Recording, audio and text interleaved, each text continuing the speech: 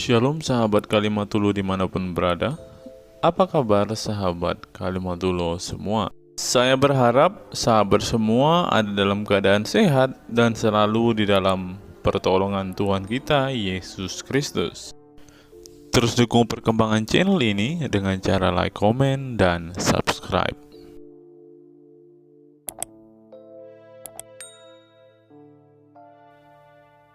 Kepada saya, silakan.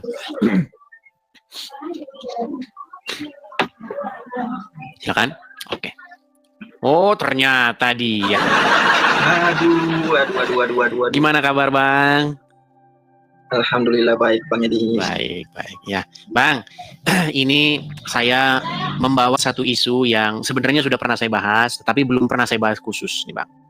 Nah, setelah saya mempelajari agama Islam, saya pelajari tentu saja ya, rasa penasaran saya terhadap agama Islam itu karena orang Islam itu sendiri, di mana banyak sekali ustadz-ustadznya, begitu ya, ulama-ulamanya mengatakan bahwa Islam itu agama rahmatan lil alamin, ya, agama yang penuh senyum, agama yang penuh kasih, begitu. Tetapi setelah saya pelajari, ternyata itu bukanlah definisi seorang Muslim. Semuanya itu ternyata hanya jebakan Batman, begitu loh. Ternyata setelah saya mempelajari Al-Quran, yang saya dapati tanda-tanda pengikut Muhammad itu bukanlah dia itu mengasihi sesama manusia, bukanlah dia itu bersifat lembut kepada sesama manusia. Ternyata ciri-ciri pengikut Muhammad menurut Al-Quran Nur Karim adalah jidat gosong. Itu, jadi teman-teman, ini menurut, nanti silakan Anda bantah ya. Jadi menurut Al-Quran, tanda seseorang itu Muslim pengikut Muhammad adalah jidatnya gosong dan keras kepada non-Muslim. Silakan bantah. Apakah itu salah, fitnah, yang keji, atau benar? Silakan. Memang Bang Medis, di dalam Islam itu diajarkan untuk berkasih sayang sesama kaum muslimin dan keras kepada orang-orang kafir. Ngaku dia. Di dalam Quran surah Al-Fatih, kalau nggak salah. Ya, di dalam surat Al-Fat ayat yang ke-29. Silakan dibaca. Jadi biar Muslim tahu ini. Kalau jidatmu belum seperti ini, tandanya kamu belum menjadi pengikut Muhammad. Iya. Ya, silakan. Coba Bang Edis, boleh sampaikan Bang Edis? Masa saya? Jangan saya, Bang. Bang, cobalah Abang sendiri. Nanti kalau saya terus yang baca Al-Quran, saya terus yang membuka Al-Quran, di dunia ini siapa Muslim yang mau ngerti isi Al-Quran? Siapa yang membantu saya? Saya ingin menggunakan, saya ingin menggunakan orang Islam untuk menyebarkan pesan-pesan saya kepada saudara-saudara Muslim. Makanya silakan buka Al-Fat ayat 29. Silakan. Oke, bentar, saya ambil Al-Quran dulu Bang Edis ya.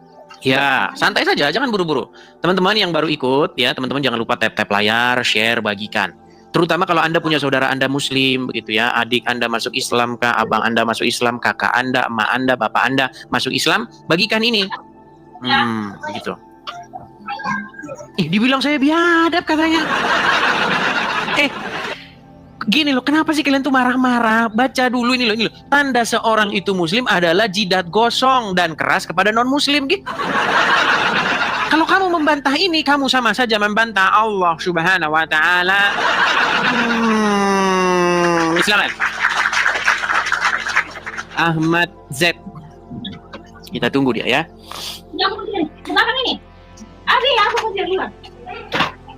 Sudah ketemu Bang Qurannya?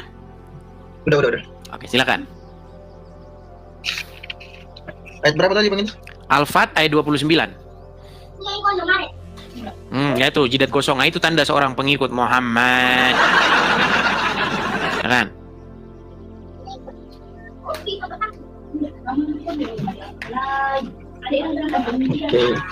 Kan?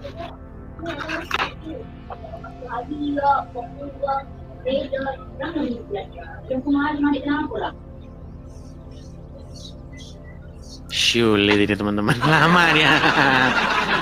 Kita tunggu teman-teman, kita tunggu. Ya nggak apa-apa, karena begini teman-teman. Orang Islam itu kan saya sudah sering bilang, mereka itu adalah kaum yang tidak pernah mengerti Al-Quran. Bahkan untuk membuka ayat Quran saja mereka membutuhkan waktu berhari-hari. Seandainya mereka mengerti isi Al-Quran, niscaya mereka akan meninggalkannya. Ya kan?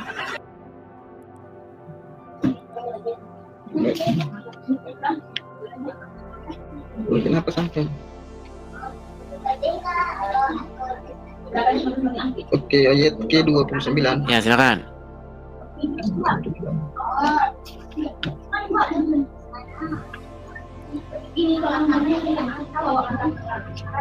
Mana?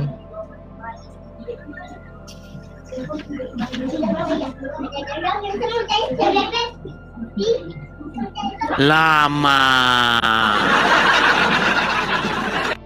Tahu nggak surat Al-Fat ada di mana? Tahu. Oke, silakan buka surat Al-Fat ayat yang ke-29. Saya buka handphone aja Bang Idis biar. Iya, buka aja handphone sama saja kok. Orang udah zaman teknologi. Gimana? Oke, bentar. Saya kasih dulu.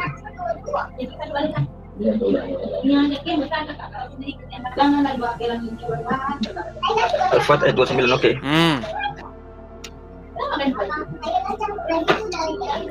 Bismillahirrahmanirrahim. Muhammad Rasulullah walladzina ma'ahu asyidda'u 'alal kuffar. Nabi Muhammad adalah utusan Allah dan orang-orang bersama dengannya bersikap keras terhadap orang-orang kafir. Betul nggak? Berarti tanda seorang pengikut Muhammad tuh bersifat keras kepada orang kafir. Ya. Nah, terus kufari ruhama ubain. udah sampai keringetan dia bacanya, udah sampai macet-macet. Macet-macet Bang Aman. Inilah saya bilang, istrinya sudah dikasih kode-kode. Kau nanti matikan ini ya, sinyal wifi ya. Nanti matikan sinyal wifi. Ini nanti kalau nggak kau matikan sinyal wifi, habis agama kita ini, bisa bablas ini. Lihat, tangan-tangan saya di sini ya, lihat nih. Apakah saya mungkin ini, coba tuh, kan? Udah dimati-matikan sinyalnya. Pintar mereka ini. Coba ulangi lagi, tadi tidak kami dengar. Tadi tidak kami dengar, karena sinyalnya putus-putus. Ya. Ayo.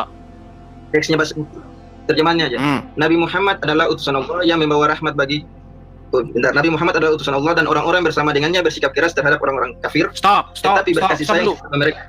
Stop dulu.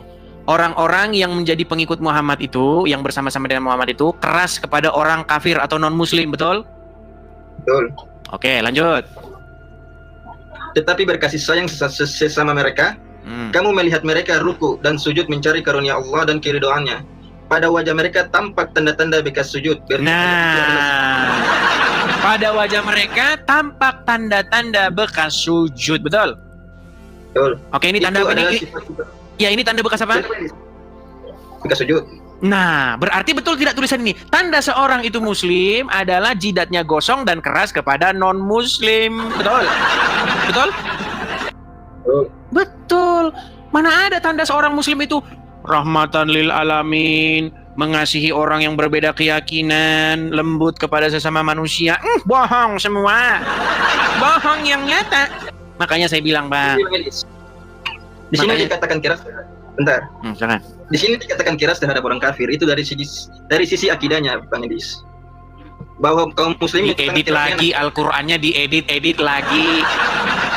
Orang-orang tenang. Orang-orang yang bersama-sama dengan Muhammad itu bersikap keras kepada orang muslim, non-muslim, dan bersikap lembut kepada sesama muslim, betul?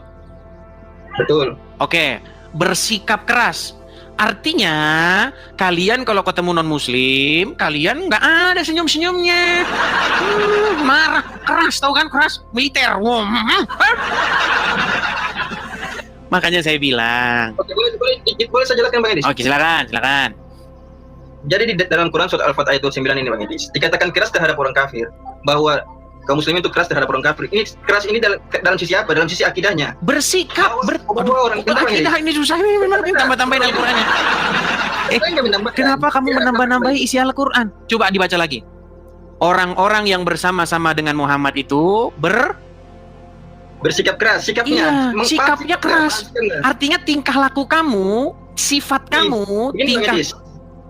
Sikap itu dalam artinya seperti ini Bang Edis. Sikap perilaku seorang muslim itu kepada orang kafir itu mereka harus keras. Ya memang iya, makanya ada gereja ditutup-tutup. Iya kan? Orang lagi kebaktian di gereja orang, kacanya dipecahin. Ya, memang karena terinspirasi ajaran Al-Qur'an. Mana? Begini Bang Edis, ini di dalam Islam itu namanya al-wala dan wal-baro, yaitu cinta dan kebencian. Cinta itu sesama kaum muslimin Bang Edis, sesama saudara seakidah. Iya. Baru berlepas diri. atau bersikap keras itu kepada orang kafir dalam sisi apa? Akidahnya mereka, pemahamannya mereka, Bang Edis. Jadi kita Kenapa kamu tambah-tambahi bersikap keras dalam hal akidah? Bang Edis. Di sini Bang Edis, di sini dikatakan bahwa bersikap keras ada sikap seorang kaum muslim kepada orang kafir itu. Contohnya, ketika orang kafir itu memaksa kita atau membuat kita memaksa untuk atau meminta kita untuk mengucapkan selamat Natal, contohnya Bang Edis ya. Nama-namain ini susah nama-nama ini. Bentar. Oke. Ini sudah masuk dalam ranah akidah. Jadi jika seorang muslim itu mengatakan seperti itu, berarti dia telah mengakui bahwa Tuhan itu melahirkan anak. Jadi seorang muslim tidak pantas untuk mengucapkan hal itu. Baik. Itu salah satu contoh sikap kerasnya kaum muslimin kepada orang-orang kafir, Bang Edis. Baik. Kita anggap-anggaplah ya asumsi liarnya dia, kita anggap-anggap saja atau kita turutilah. Nanti apa hasilnya kalau kita menuruti apa yang merupakan halusinasi dia. Oke. Kamu mengatakan bahwa orang-orang muslim itu tandanya itu adalah bersikap keras kepada non-muslim dalam hal akidah. Salah satu hal misalnya ketika Anda melihat orang-orang non-muslim itu akidahnya misalnya mengatakan selamat hari Natal. Betul? Betul. Oke, di dalam Al-Quran ada tidak ucapan selamat hari Natal? Tidak ada. Ada. Bukakan Quran surat Maryam ayat 19 ayat yang 33. 19 ayat 33. Memang orang muslim ini teman-teman, kalau mereka baca terjemahan Al-Qur'annya, murtad mereka meninggalkan agama Islam. Surat Maryam, Quran surat yang ke-19. Ketik aja QS 19 ayat 33. Jangan nih ubarakan aina ma kuntum. Terjemahannya dong, terjemahannya. Oh iya, bentar. Surat Maryam ayat 33. Selamatlah atas kelahiranku ketika aku dilahirkan, ketika aku wafat dan hidup. Silakan. Ini kan Bismillahirrahmanirrahim. Wassalamu alayya ya yauma wulidtu wa yauma amutu wa yauma ub'atsu hayya. Artinya kesejahteraan dilimpahkan kepadaku pada hari kelahiranku, hari wafatku dan hari aku dibangkitkan hidup kembali. Siapa yang mengucapkan itu? Nabi Isa. Nabi Isa. Artinya ada ucapan selamat nggak atas kelahiran Nabi Isa? Gak ada ucapan selamat. Coba dibaca. Baca. Ulangin. Kesejahteraan semoga dilimpahkan kepadaku pada hari kelahiranku. Pada hari kelahiranku. Hari wafatku. Dan hari aku dibangkitkan kembali. Oke. Berarti ada ungkapan kesejahteraan. Aduh, suara Anda sudah mulai ini macet-macet ini. Inilah udah mulai pakai intrik-intrik lama ini. Coba bisukan dulu. Aduh, Anda bisa mendengar suara saya nggak? Bisa nggak Anda mendengar suara saya? Udah mulai intrik lama.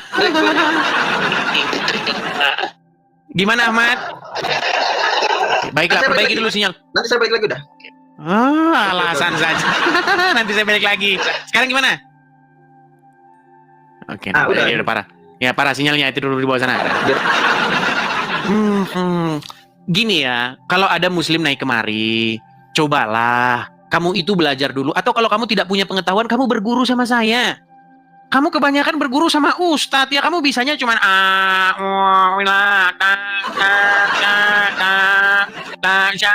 ketemu huruf nun, ketemu ini huruf ini hukumnya itu aja kamu taunya.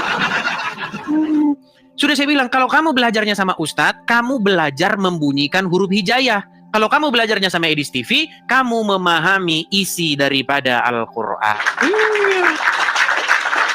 Makasih Bang Toyo, terima kasih Bang Toyo. Ya teman-teman sekalian ya, sekali lagi yang muslim-muslim ya, ini ada 8.400 orang yang menonton nih.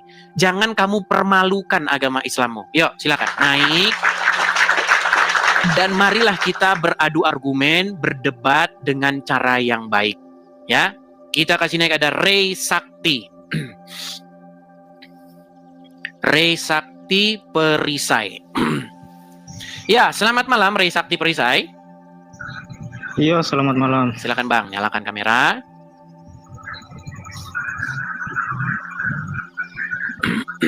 Saya bantu dari sini ya Bang ya. Itu. Silakan.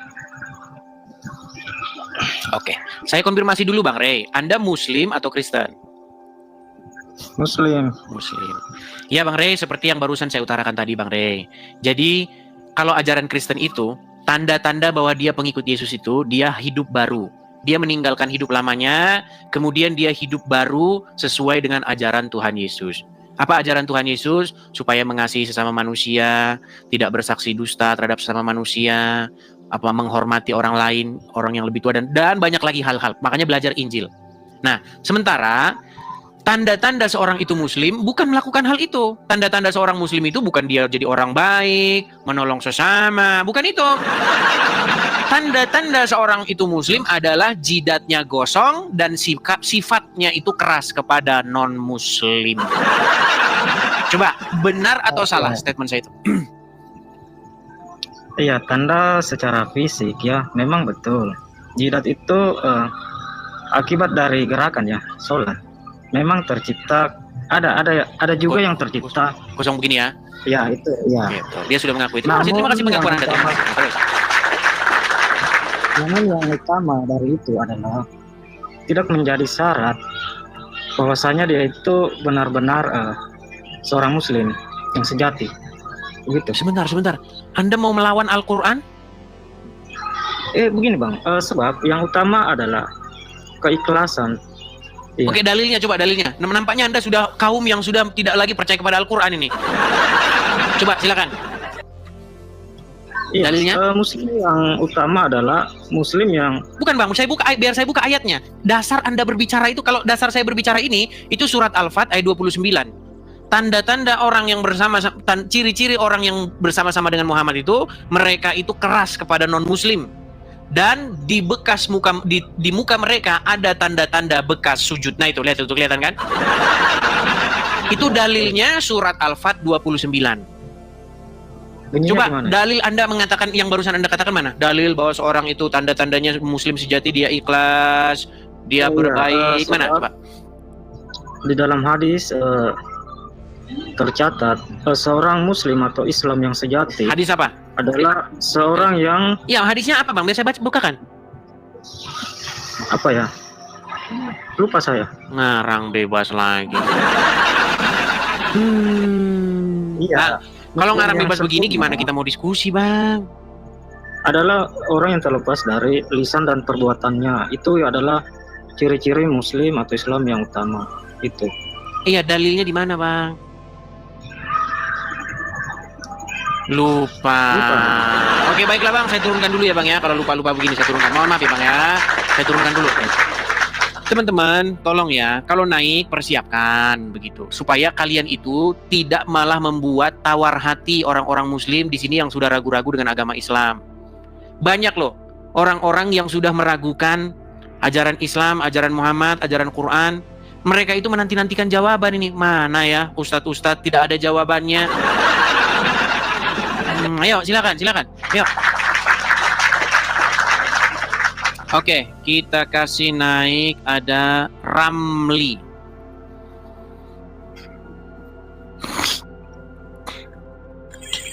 Ya, selamat malam saudara Ramli. Selamat malam. Ya, muslim Bang? Saya Murtadin. Terus masih muslim bos? Enggak. Masih muslim? Enggak. Saya Murtadin. Murtadin, masih muslim. Ini bingung saya, ini coba nyalakan kamera dulu. Ini Anda sudah mau keluar dari agama Islam, tapi teman Anda masih mengaku Islam. Coba nyalakan dulu kamera. Apa sebenarnya yang terjadi nih? Saya pengen dengar cerita nih. Apa yang sesungguhnya terjadi? Jadi akan kiamat bang. Ngatur. Ini nyalain kameranya gimana bang? Ya, saya bantu dari sini bang. Ya. Jangan bikin pusing umat. Membikin pusing umat. Tapi kalau mereka bilang sama saya katanya gara-gara nonton Edis TV orang pada mualaf. Ini gimana ini? Ya. Ayo coba nyalakan kamera dulu bang. Itu ada suara musik apa itu bang? Musik itu haram kata Muhammad bang. Haram. Bukan musik, solawat bang. Solawat. Wah ternyata seorang ustadz. Nah, oke bang. Saya mau nanya dulu nih bang. Bang. Tapi boleh dikecilin bang? Ini solawat bukan musik. Iya, oke. Solawatnya boleh dikecilin bang, karena dia ikutan masuk ke dalam sini. Dikecilin dulu suaranya, bisa? Bang, Anda berjanggut ya? Iya. Betul tidak di janggut Anda? Nabi. Iya, betul tidak di janggut Anda itu bergelantungan para bidadari? Itu hadis Nabi. Iya, betul tidak itu? Perkataan Ada bidadari Nabi. bergelantungan di sana? Betul. Betul. Saya meyakini. Betul. Gimana jalan ceritanya kok bisa bidadari bergelantungan itu di janggut? Gimana ceritanya? Coba Ini bidadarinya perkataan kecil-kecil gitu. Nabi. Ini perkataan Nabi. Iya Hadis bang, Nabi. saya tahu itu perkataan Muhammad. Pertanyaan Hadis Nabi saya, Muhammad SAW. nampaknya ada kendala Jadi bukan sinyal dari lagi nih akal. teman-teman ya. Bang, jangan, coba dengerin dulu biar sampai selesai. Bagaimana Oh, Anda bisa silakan. percaya? Bagaimana Anda bisa percaya bahwa bidadari bergelantungan di janggut Anda itu? Udah dapat Karena salah tip. perkataan Nabi. Oh, karena Muhammad yang ngomong, berarti Anda percaya? Iya. Iya, memang luar Karena biasa. Nabi Muhammad. Karena Nabi Muhammad rahmatan lil alamin. Rahmatan lil alamin. Baik. Suri baik. tauladan bagi umat Islam. Oke, artinya apapun Tadi yang harus apapun yang dikatakan Muhammad, walaupun nggak masuk akal, walaupun gimana pun, terima aja sebagai kebenaran gitu ya. harus diterima dengan hati, bukan dengan pikiran. Baik. Karena Gini, karena Bang. ini, Bang. Ya. Saya dulu. Silakan. Saya dulu. Malaikat tidak bisa dilihat. Alam kubur tidak bisa dilihat. Tapi bisa dilihat dengan hati seorang yang beriman. Kalau orang yang beriman, hatinya tenang. Tidak gelisah dengan dunia, Bang. Oke, sudah bisa saya tanggapi. Ingat kepada Allah, tenang. Baca Quran, tenang. Oh, coba Bang baca Itu Quran Bang. datang Saya pengen dengar. Saya pengen dengar Bang bacaan Al-Qur'an Bang. Coba bacain dulu Bang. Oh, gitu. Oke, silakan. Surat apa? Contohnya misalnya Yang pendek aja lah. surat An-Naba ayat 30, 31, 32 ayat surat An-Naba ayat 31, 32, 33. Ayat 31, 32. 33. Oke. Ayat 31. Bentar dulu. Tuh. Ada terjemahnya Ini nggak itu? ya. Ada. Oke, silakan. 31, 32, 33. Ya. A'udzu billahi minasyaitonir rajim. Bismillahirrahmanirrahim. Innal muttaqina mafaza hadaiqa wa a'naba wa kawa'iba atraba. Artinya? Dengar, kedengaran? Kedengaran. Artinya? Ini kecil ininya ya, Bang. Sungguh orang-orang yang bertakwa mendapat kemenangan, yaitu kebun-kebun dan buah anggur, dan gadis-gadis montok yang sebaya. Mantap. Berarti mantap. Berarti orang-orang yang bertakwa akan dapat kebun anggur dan akan dapat gadis montok. Luar biasa. Sungguh pengikut Muhammad mendapat kebahagiaan, saudara-saudara. Oke, jadi hadiah dari Allah berupa kebun anggur dan gadis montok, betul? Bang, Betul tidak? apa lagi mau nanya apa lagi? Iya, betul Mau atau nanya tidak? lagi apa? Bang, begini, betul atau tidak bahwa hadiah dari Allah kepada orang bertakwa adalah kebun anggur dan gadis montok? Ya betul. Betul. Betul. Baik. Coba Bang, Anda bersaksi dulu Bang. Saya bersaksi. Bersaksi apa? Ya bersaksi bahwa Allah menjanjikan kami kebun anggur dan gadis-gadis montok. Payudaranya besar. Coba, aku bersaksi. Saya pun sudah bersaksinya begini. Waduh, gimana? Iya, kalau itu saya tahu Bang. Kalau itu saya tahu. Gini Ini loh. mah bukan- Gimana ini mah sih? syahadat pertama. Iya, Cuma saya ini mah- ngerti, Bang. Saya ngerti cuma dalam syahadat. sudah. Waduh, ini Perjanjian kayaknya dengan sinyal Allah dia itu, ini. Bang. Kayaknya sinyal dia parah ini, teman-teman. Bang, begini. Saya tahu syahadat kalian itu, aku bersaksi tiada Tuhan selain Allah, Muhammad utusan Allah. Itu saya tahu itu. Gini loh. Yang saya tanyakan kepada Anda, betul atau tidak bahwasanya Allah akan memberikan hadiah kepada orang-orang yang bertakwa itu berupa kebun anggur dan gadis-gadis montok? Ini betul. Ini Oke, perkataan silakan. Allah. Oke, coba silakan. Aku seorang muslim beriman bahwasanya Allah menjanjikan kepadaku kebun anggur dan gadis montok. Silakan. Jangan tertawa, Bang. Itu kan janji Allah kepada orang-orang yang bertakwa. Gimana sih? Maksudnya gimana? Oh, maksudnya Saya gimana harus sih, Bang? harus bicara itu nantinya maksudnya apa? Ya Apa tadi ya? supaya semua orang-orang muslim itu mendengar. Ya, silakan. Nah, emang iya perkataan Allah seperti ini. Oke. Dauhan Allah seperti itu. Aku beriman Aku beriman Kan saya sudah bilang. bahwasanya bahwa Oke lah, dia malu, ibadah teman-teman. Oke lah, dia malu lah. Oke lah, gini. Bukan malu, bukan bang. Bukan Ya, malu. kalau nggak malu kenapa? Oke, kalau tidak malu kenapa Anda tidak mengungkapkan itu? Coba, aku Saya punya beriman. prinsip itu. Saya punya prinsip itu. Syahadat itu udah cukup. Oke lah, baiklah, nggak apa-apa. Nggak ada Dia syarat malu yang lain, mengatakan itu. Gini.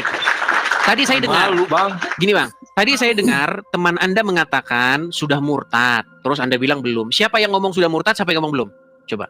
Saya yang belum. Yang teman Anda? itu ini Ini teman saya. Kalau ini saya Oke. Ramli. Saya Bang, punya oke, Bang HP. Ramli, Anda Muslim, Bang? Saya murtadin. Belum. Saya murtadin tahun 2018. Saya Nanti dibaptis belajar lagi. di Jawa Tengah. Pesantren 2 tahun. Oh, berarti Anda udah keluar dari agama Islam? Iya, iya. Ini teman saya gitu, suka datang ke sini. Oh, jadi abang murtad dari Islam, sekarang posisinya apa nih, Bang? Saya Masih bingung, Bang. pengikut Yesus, pengikut Yesus. Mantap, nih, luar biasa. Oh, Bang. Berarti kalian sering ngobrol dong? Bang, ini dulu tata cara bagaimana doa Nabi makan buah-buahan aja lah. Saya kasih. Sebentar, jangan ke sana, nanti ke sono-sono kemana-mana ntar, Bang. Gini, enggak, ini sesuatu yang menarik. Sebentar. Nah, silakan. Sebentar, Bang. Silakan. Benar. Jadi Nabi itu mencontoh dalam kehidupan sehari-hari indah, Bang, berkah. Makan buah-buahan saja ada doanya. Makan buah-buahan ada doanya, Bang. Makan buah-buahan ada doanya terus indah, ini gimana?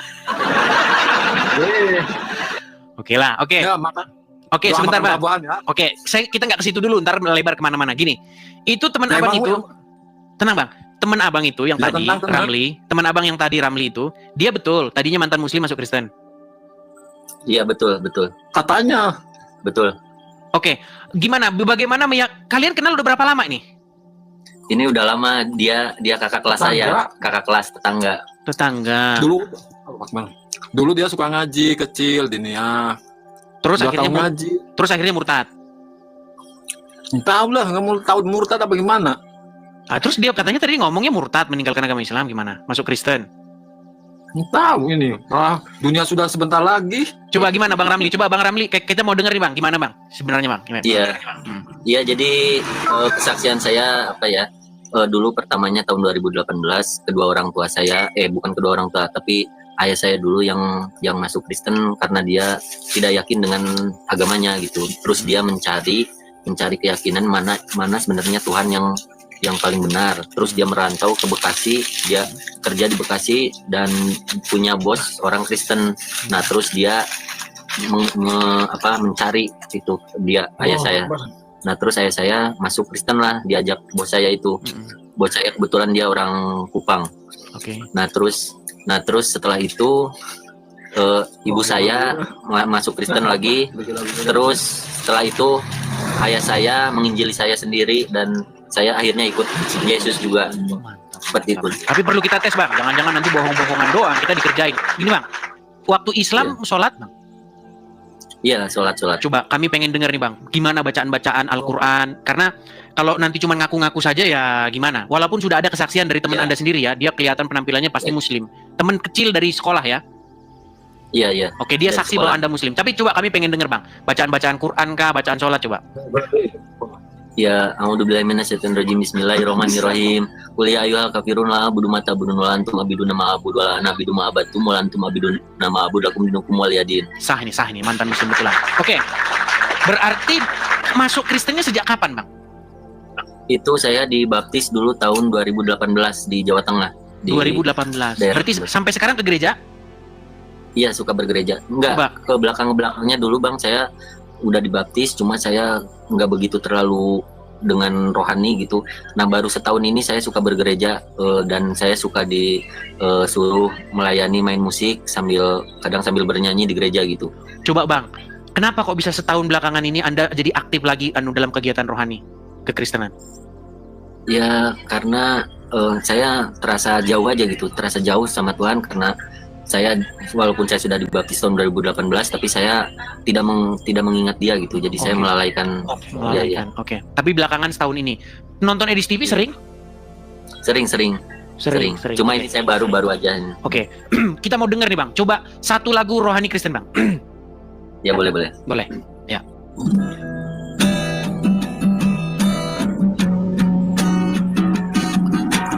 Masuk ruang Maha Kudus dengan darah anak domba. Masuk dengan hati tulus menyembah yang Maha Kuasa. Mantap Bang. Sip, udah sah Bang. Itu lagu rohani Kristen ya teman-temannya. Jadi teman-teman sekalian, kita kita melihat ya bahwa banyak sekali orang-orang Islam yang akhirnya meninggalkan agama Islam, kemudian mereka menjadi pengikut Tuhan Yesus. Nah, ngomong-ngomong Bang Ramli, ini teman abang ini yang dijanjikan gadis-gadis montok ini kapan Anda bawa kepada kebenaran, Bang? Yang dia percaya bidadari berjanggut. Lagi manjat-manjat gitu di janggutnya bidadari. Ya. Jangan menertawakan keyakinan orang lain. Iya, tapi kan lucu Bang, masa ada bidadari bergelantungan di janggut? Itu yang tidak ada keyakinan ke situ. Saya berkeyakinan atas ucapan Nabi. Oke, ya maksud saya begini Bang, coba jelaskan kepada saya gitu loh Bang. Nih, jangan ditertawakan. Saya juga akan menertawakan Anda. Saya nggak menertawakan Yesus. Tapi bagaimana? Anda ini salah. Oke, tapi bagaimana Bang ceritanya ada bidadari? Maaf Bang. Saya menghormati Anda sebagai manusia. Masih menghormati. Iya, saya bercanda. Maksud saya begini loh Bang. Maksud saya. Maksud saya begini, bagaimanakah logika Anda sehingga bidadari itu bisa bergelantungan di janggut Anda gitu loh? Nih Bang, kalau Muslim berkeyakinan bahwa ada kehidupan setelah kematian. Nyambung. Ada surga. Oke, kita mau serius Bang. Oke, kita mau serius. Anda mengatakan dalam agama Islam ada kebangkitan orang mati. Artinya ada kehidupan. Oke. Tapi begini Bang. Bagaimana Anda bisa percaya itu? Ya harus diyakini lah. Iya, bagaimana dasar Anda yakin itu apa? Abang belum bisa melihat malaikat ya? Belum pernah melihat malaikat. Gini Bang. Begini, teman Abang kan Bang Ramli itu kan Kristen. Gini Bang.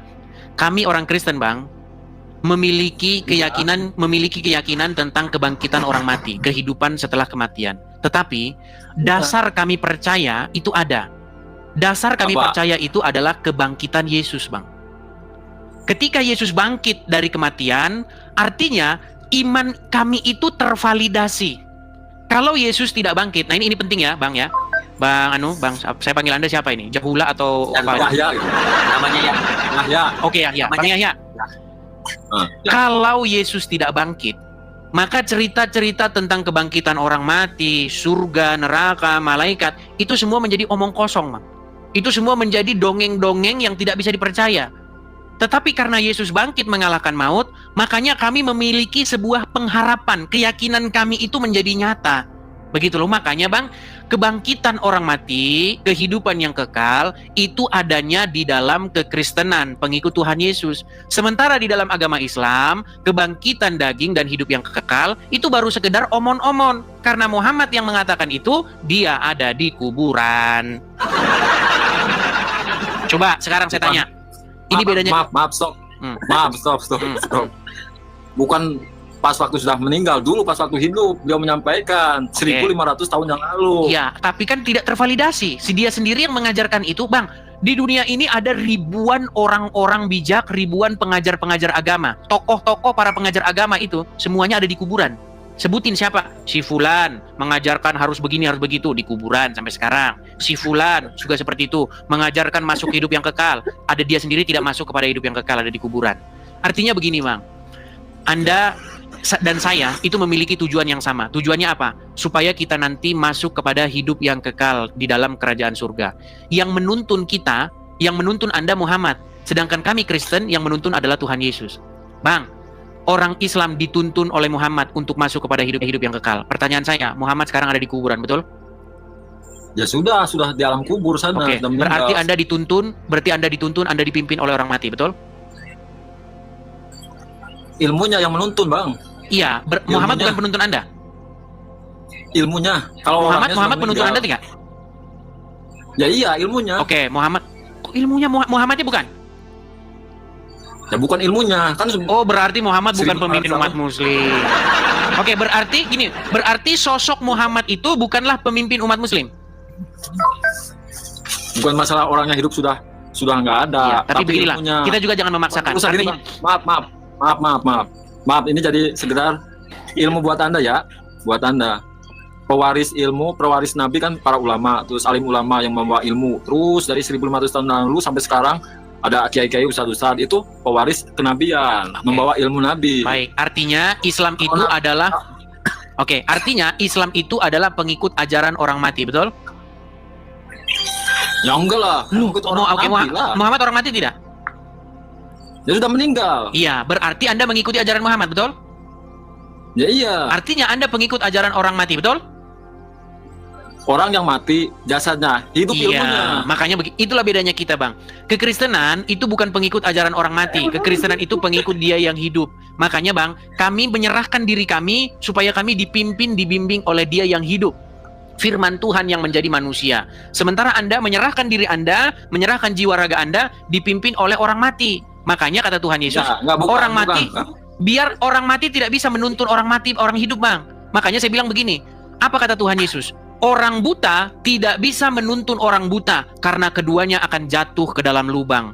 Saya mengatakan Muhammad orang buta untuk masuk kepada hidup yang kekal. Kenapa? Karena dia tidak masuk kepada hidup yang kekal tersebut. Makanya untuk menuju kepada hidup yang kekal, Muhammad dikatakan buta. Dia tidak melihat karena dia tidak masuk kepada hidup yang kekal tersebut. Sementara Yesus jelas di dalam Injil dikatakan dia masuk kepada hidup yang kekal.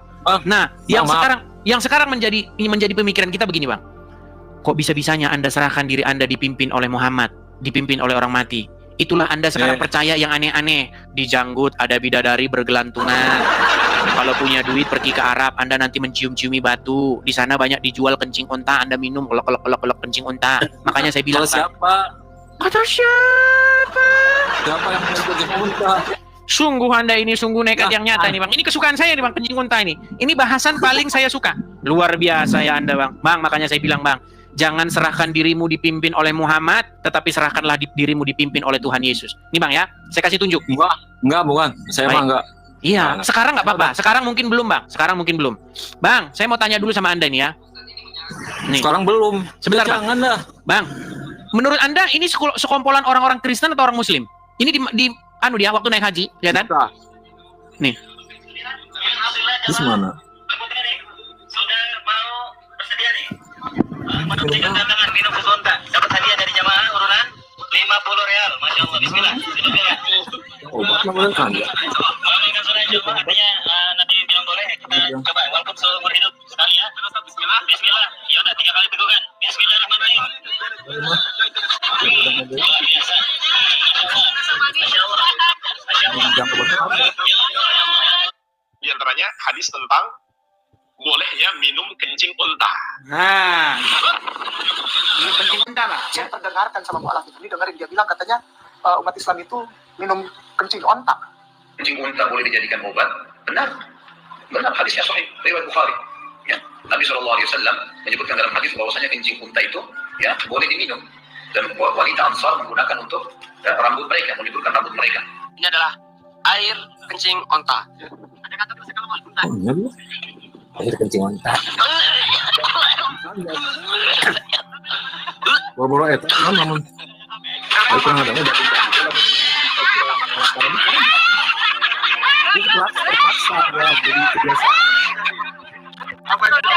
Menjadi berdaya. Jadi Ustadz Yahya, apa yang saya katakan itu selalu ada dalilnya. Kalau Anda menyerahkan diri Anda dipimpin oleh Muhammad, sebentar lagi Anda akan mencium batu, sebentar lagi Anda akan minum kencing unta, sebentar lagi ketika lalat masuk ke minuman Anda, maka Anda harus memandikan lalat itu, mencelupkannya ke dalam lalu meminumnya.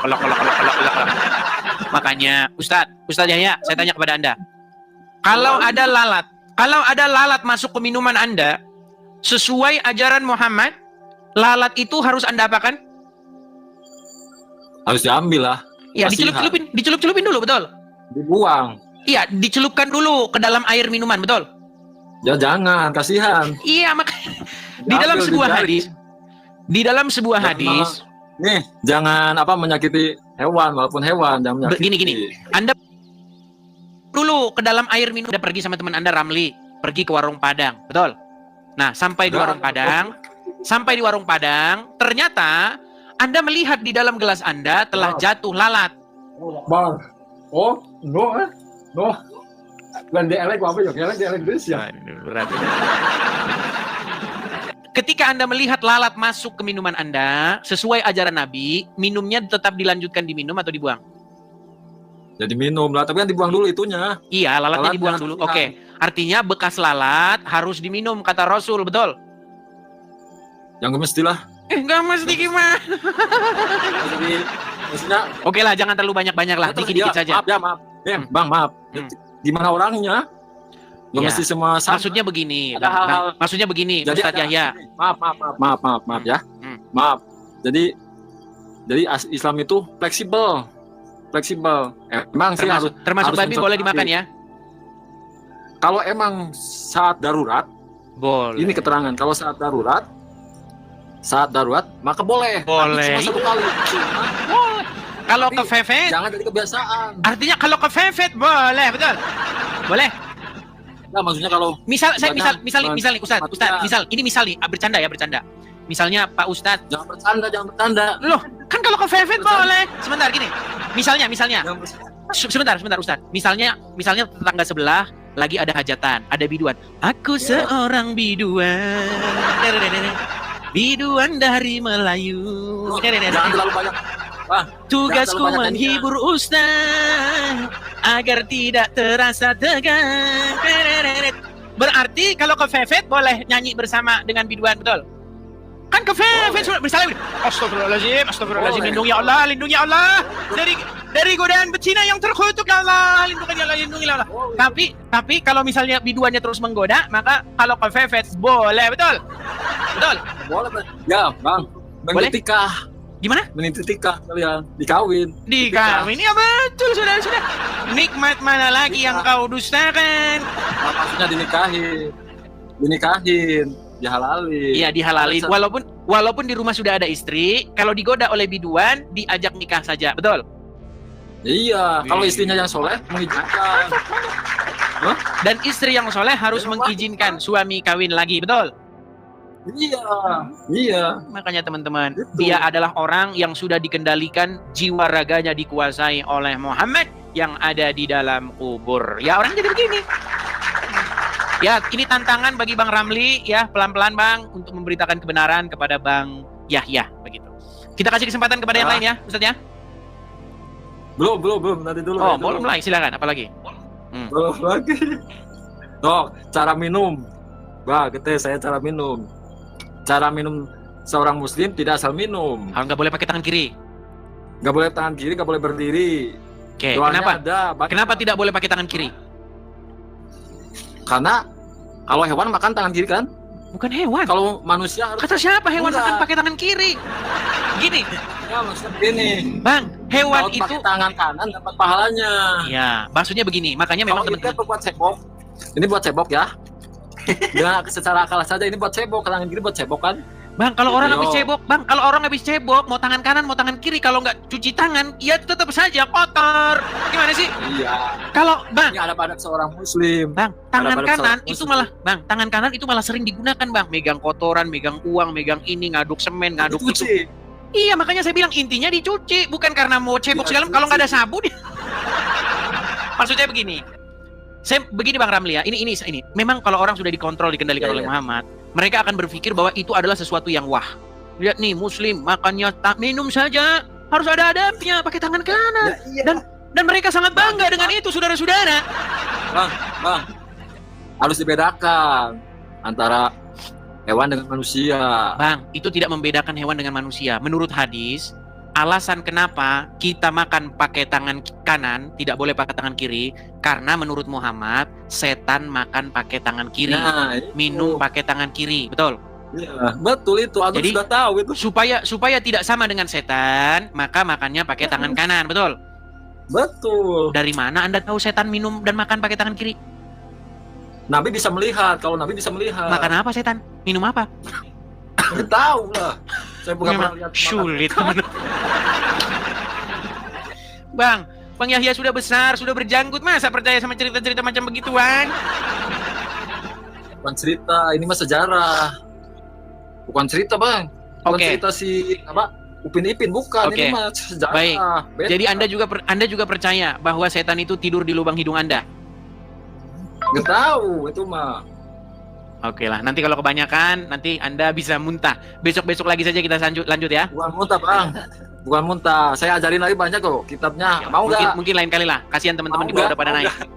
Mau nggak? Lain kali. Nanti udah saya wakili saya kasih wakil sama Bang Ramli supaya kalian diskusi santai ya. Terus kemudian Oh, ya makan bareng, nyemil bareng, makan-makan sambil cerita-cerita. Seperti itu aja Bang Ramli ya.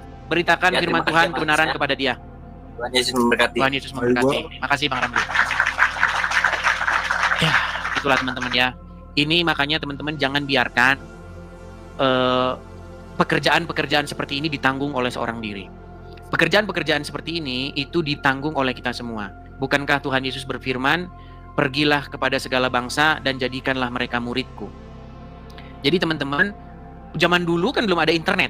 Nah, sekarang sudah ada internet. Nah, ini tugas kalian nih, jari jemari kalian ini bekerja. Ya kan, upload, ambil momen-momen yang bagus begitu ya. 1-2 menit saja. Tapi banyak saya lihat orang upload waktu saya lagi nyari-nyari ayat Al-Qur'an diupload juga. Ya itu dipotong gitu biar rapi gitu loh. Seperti Profesor Kiai Haji Quraisy Shihab, seorang cendekiawan muslim, terkemuka menekankan pentingnya memilih ustadz yang tidak memaki-maki dalam dakwahnya. Quraisy Shihab mengingatkan bahwa dakwah adalah ajakan kepada kebaikan yang harus disampaikan dengan cara yang baik pula. Ia menekankan pentingnya mencontoh akhlak Nabi Muhammad SAW yang selalu lemah lembut dalam menyampaikan ajaran Islam. Mengutip sabda Nabi Muhammad, barang siapa yang beriman kepada Allah dan hari akhir, hendaklah ia berkata baik atau diam. Ayahanda presenter Naswa Shihab menegaskan bahwa ini adalah pedoman penting bagi para pendakwah. Kata-kata yang baik dan penuh hikmah lebih efektif dalam menyentuh hati dan menggerakkan orang untuk berubah ke arah yang lebih baik. Dalam dakwah, seringkali ditemukan penceramah yang menggunakan kata-kata yang keras dengan alasan untuk menegur atau mengingatkan umat. Namun, Profesor Quraisy Shihab mengingatkan bahwa cara ini justru bisa menimbulkan antipati dan menjauhkan orang dari ajaran agama Islam yang seharusnya penuh kasih sayang dan rahmat. Menukil Islam.co, Quraisy Shihab menjelaskan hal yang menarik ketika ditanya seseorang terkait kriteria ustadz yang tepat untuk dijadikan panutan atau sebagai penceramah. Mantan rektor lain, sekarang UIN, Syarif Hidayatullah Jakarta, ini menjelaskan dengan penuh kasih ibarat seorang bapak menasihati anaknya. Pilihlah ustadz yang menganut paham moderat. Anda tidak akan mendengar makian tutur mantan Menteri Agama ke-16 masa Presiden Soeharto ini. Quraisy Shihab menjelaskan bahwa ustadz yang wasatiyah akan terbuka untuk dikritik dan tidak fanatik dengan satu pandangan dan menilai pandangan yang orang lain salah.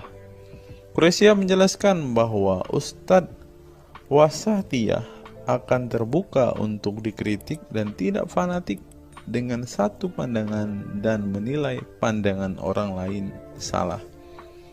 Ustadz yang wasatiyah memahami bahwa jalan menuju agama itu besar dan memiliki jalan-jalan kecil untuk menuju jalan besar itu. Karena dalam rincian ajaran agama yang Tuhan tanyakan adalah hasilnya, misalnya 5 tambah 5, 10. Tapi bisa juga 7 tambah 3, lanjutnya. Salah satu ciri ustadz yang wasatiyah menurutnya adalah berpengetahuan luas. Ustadz yang berpengetahuan luas akan mampu menilai dan menghargai suatu pendapat, sedangkan ustadz yang sempit pengetahuannya akan mudah menyalahkan. Semakin luas pengetahuan seseorang, semakin besar toleransinya. Semakin sempit, semakin bodoh tandasnya. Nah, teman-teman muslim, silahkan kalian mau milih ustadz yang modelnya seperti ini. Karena ustadz yang berilmu itu seperti yang dikatakan oleh Bapak Quraisy Shihab ini, bahwa mereka pasti adalah orang yang sangat toleransi. Tetapi jika ustadzmu kamu dapati tidak bisa bertoleransi atau orang yang intoleran, maka mereka bisa dikatakan ustadz yang BODOH, kata Quraisy Shihab. Nah, pertanyaannya adalah, apakah Zuma termasuk standar ustadz yang baik atau ustadz yang toleran? Mari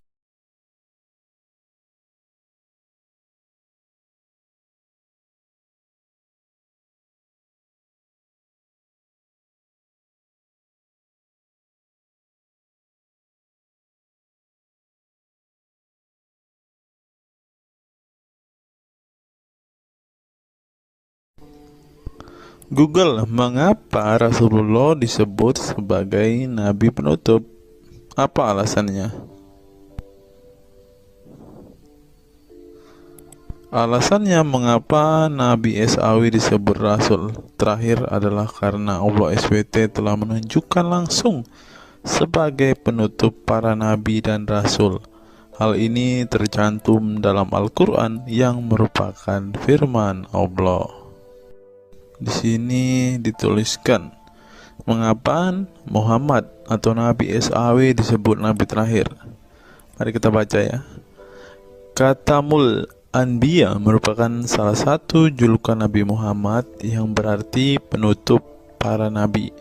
Sesuai dengan firman Allah SAW dalam surat Al-Ashab ayat 40 yang berbunyi, artinya Muhammad itu sekali-sekali bukanlah bapak dari seorang laki-laki di antara kamu, tetapi dia adalah Rasul Allah dan penutup nabi-nabi, dan adalah Allah Maha mengetahui segala sesuatu. Nabi Muhammad SAW merupakan nabi terakhir yang Allah utus untuk menyempurnakan agama-agama sebelumnya. Al-Quran merupakan kitab Allah yang menyempurnakan kitab-kitab sebelumnya, sehingga tidak perlu ada kitab lain karena Al-Quran merupakan kitab Allah yang menyempurnakan kitab-kitab sebelumnya, sehingga tidak perlu ada kitab lain karena Al-Quran sebagai kitab terakhir. Maka dapat diartikan bahwa tidak ada lagi nabi setelah Nabi Muhammad SAW.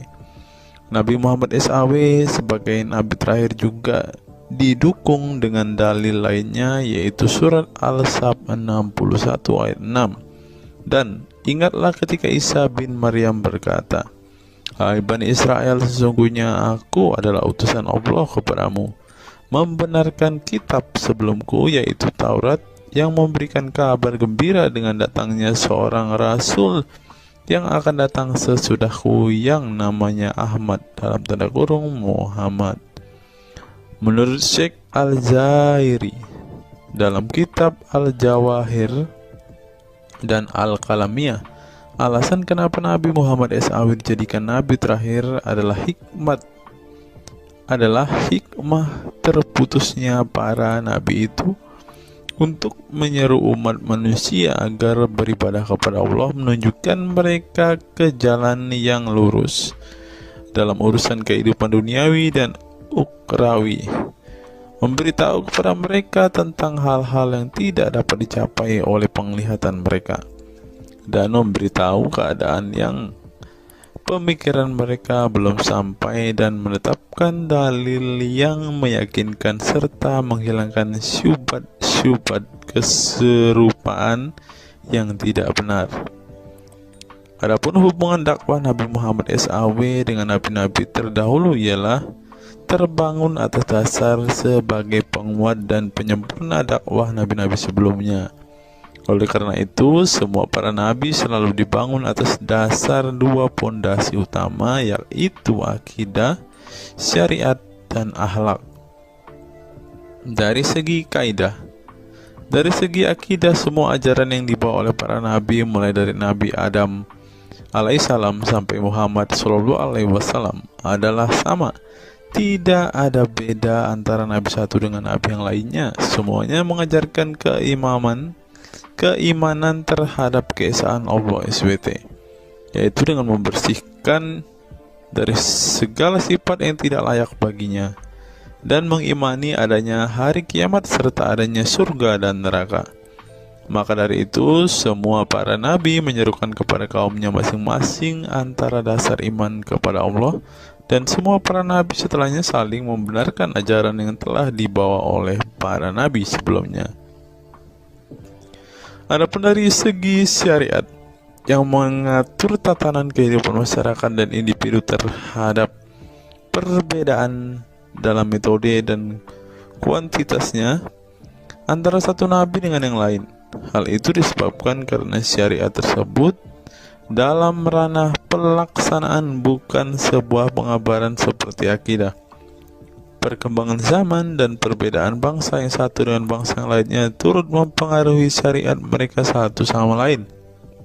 Diutusnya satu nabi itu adalah khusus untuk umatnya pada waktu itu, bukan umum untuk semua manusia.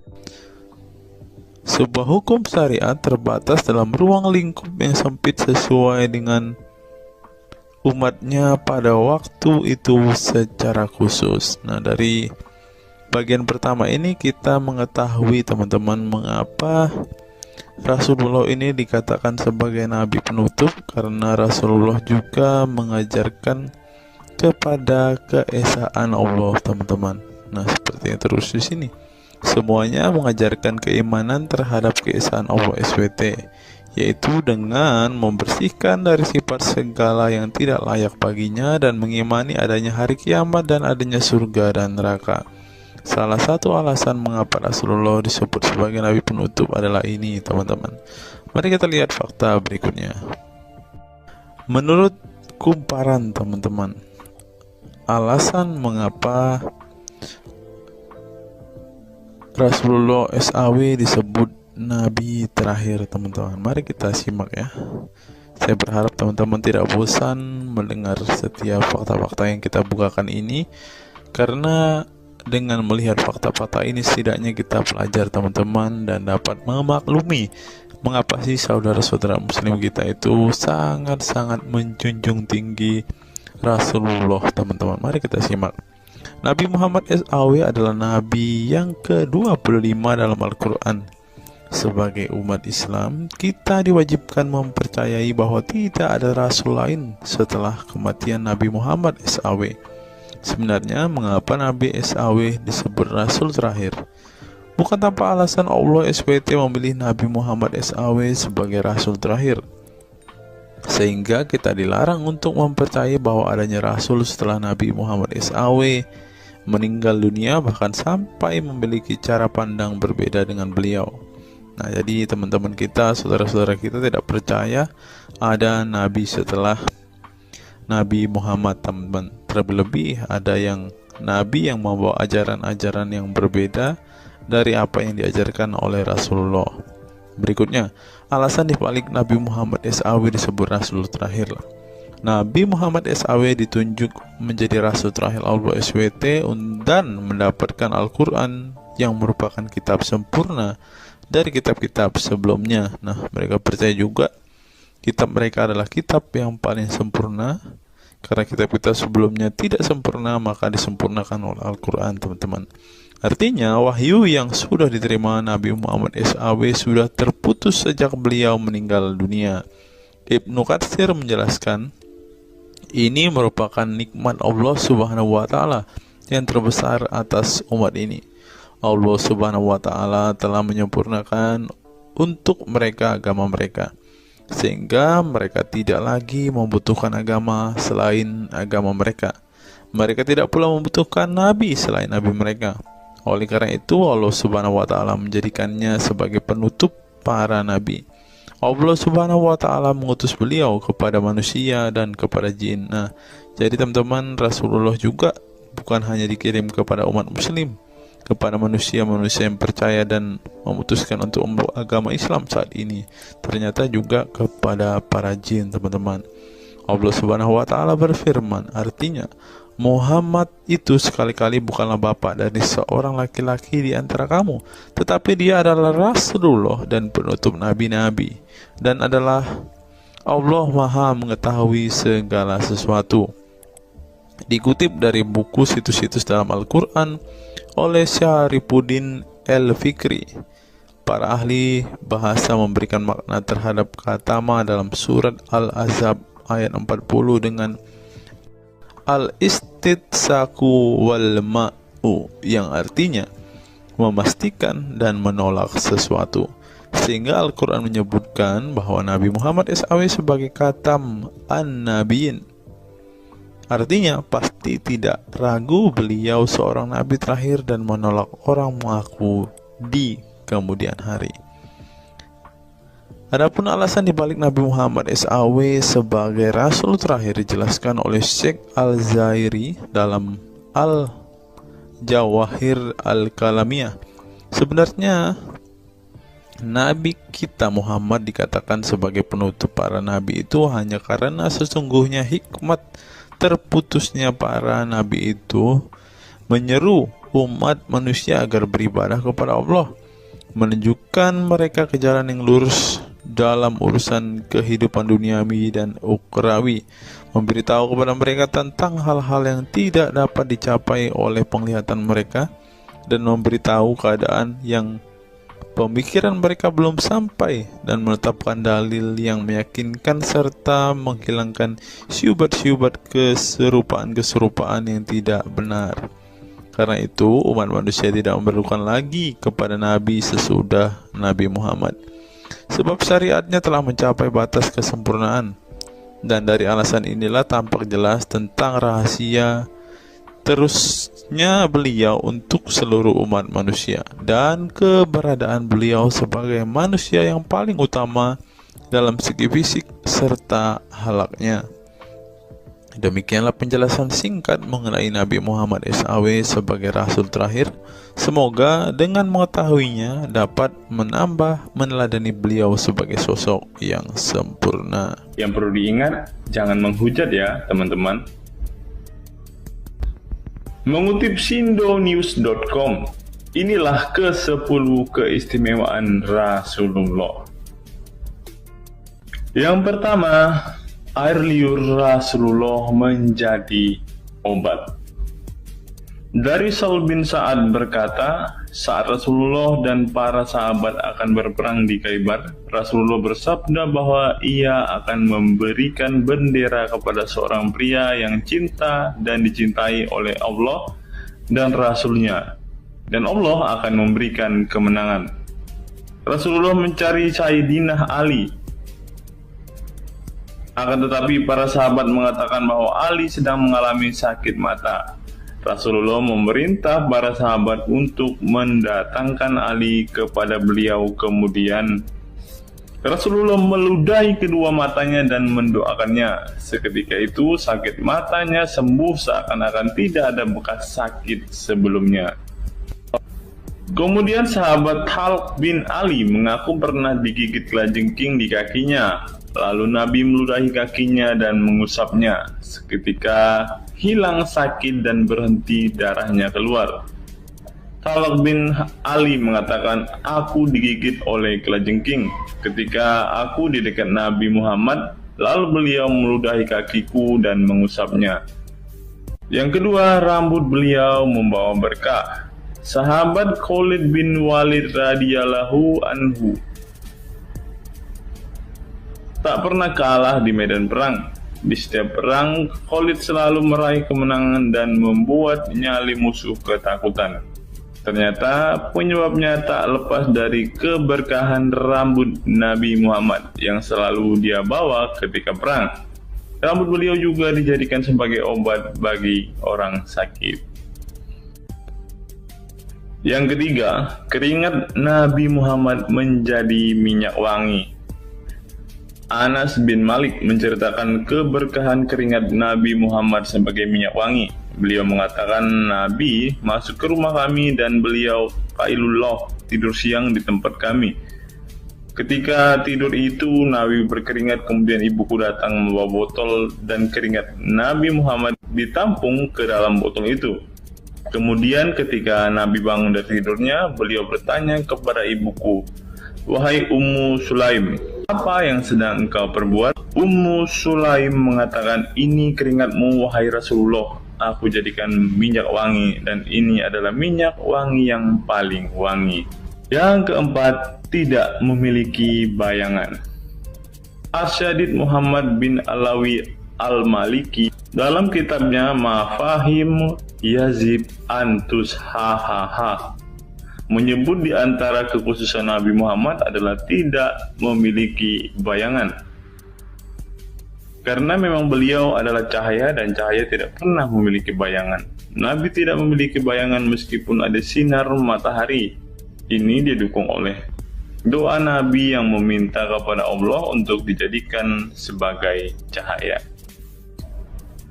Hal ini disebutkan oleh Imam Muslim dalam hadis yang menjelaskan tentang bacaan Nabi dalam doa sujudnya. Ya Allah, jadikanlah di dalam hatiku cahaya, di pendengaranku cahaya, dalam penglihatanku cahaya, di sebelah kananku cahaya, di sebelah kiriku juga cahaya, di depanku cahaya, dan di belakangku cahaya, serta di atasku cahaya, juga di bawahku cahaya, dan jadikanlah untukku cahaya. Dalam riwayat lain juga disebutkan, jadikanlah aku cahaya. Yang kelima, tidak pernah menguap. Dalam kitab Al-Qashais Al-Kubra, Imam Asyuyuti menyebutkan riwayat Nabi Muhammad yang sepanjang hayat tidak pernah menguap. Ditakris oleh Imam Al-Bukhari dalam kitabnya Al-Tariq, dan juga Ibnu Abi Saibah dalam Musannafnya, dan dari Isa Ibnu Sa'ad dari Yazid bin Al-Asham, beliau berkata bahwa Nabi Muhammad tidak pernah menguap sama sekali. Yang keenam, hati beliau tidak pernah tidur. Keistimewaan lainnya adalah kedua mata beliau tertidur, namun tidak demikian dengan hati beliau. Suatu waktu Nabi Muhammad pernah ditanya oleh istrinya Sayyidah Aisyah tentang tidurnya selepas sholat witir. Wahai Rasulullah, apakah engkau tidur setelah sholat witir? Beliau menjawab, betul Aisyah, sesungguhnya mataku tertidur dan tetapi hatiku tidak pernah tidur. Ini sejalan dengan apa yang disebutkan beliau bahwa para nabi tidaklah tidur kecuali hanya mata mereka saja yang terpejam. Hati mereka tidak pernah tidur dari berzikir kepada Allah Ta'ala. Dan begitu juga para nabi tidur hanya matanya saja, sedangkan hatinya tidak pernah tidur. Yang ketujuh, jubah beliau sembuhkan orang sakit. Asma bintu Abu Bakar radhiyallahu anhu bertaburuk dengan jubah Nabi. Dari Abdullah bin Kaisan berkata, diperlihatkan kepadaku sebuah jubah tayalisah dari Kisra dan kerahnya berbahan dibaj. Juga kedua sisinya dijahit dengan dibaj. Asma berkata kepada budaknya, wahai Abdullah, jubah ini dahulu ada pada Aisyah hingga ia wafat. Setelah Aisyah wafat, aku pun mengambilnya. Dulu Rasulullah sering memakai jubah ini.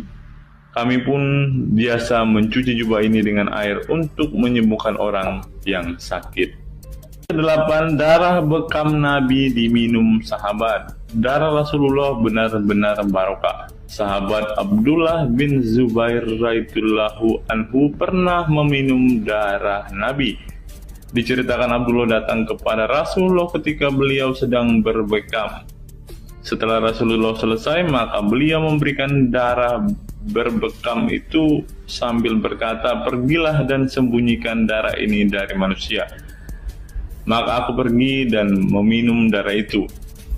Selepas itu aku mendatangi Rasulullah kembali. Lalu Rasulullah bertanya, apa yang kamu lakukan? Abdullah menjawab, aku sudah sembunyikan darah itu di tempat yang tidak boleh dilihat oleh manusia.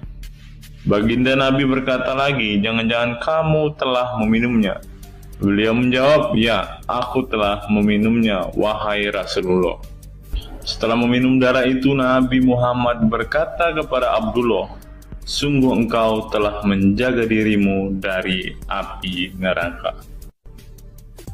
Yang ke-9, tidak pernah ihtilam atau dalam tanda kurung mimpi basah.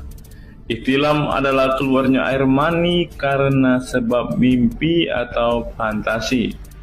Di Indonesia sering disebut dengan mimpi basah.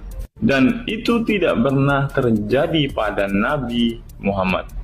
Dalam kitab hadis Al-Mu'jam Al-Kabir, Imam At-Tabarani mengeluarkan sebuah riwayat dari Ibnu Abbas bahwasannya Nabi Muhammad tidak pernah ihtilam atau mimpi basah.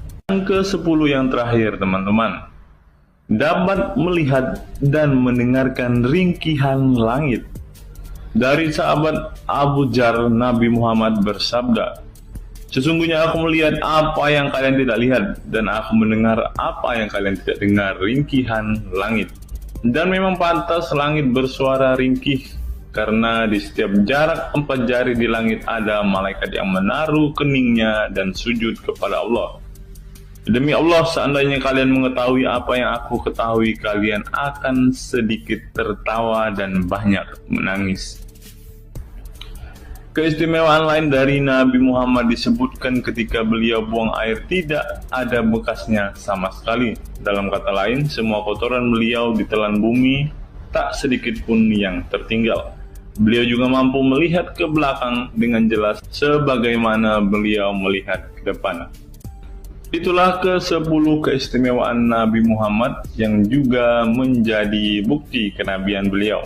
Rasulullah adalah manusia sebagaimana umatnya, akan tetapi Allah menjadikan beliau sebagai manusia yang tidak seperti manusia pada umumnya.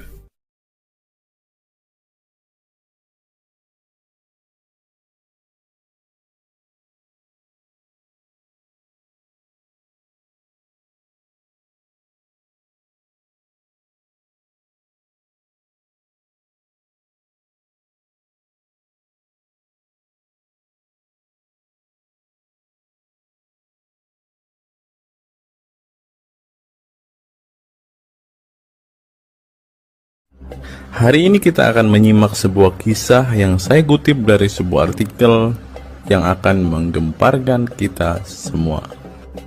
Karena kisah ini berisi sebuah cerita tentang para sahabat Nabi Muhammad yang katanya masuk surga. Bagaimana mungkin para sahabat ini bisa masuk surga?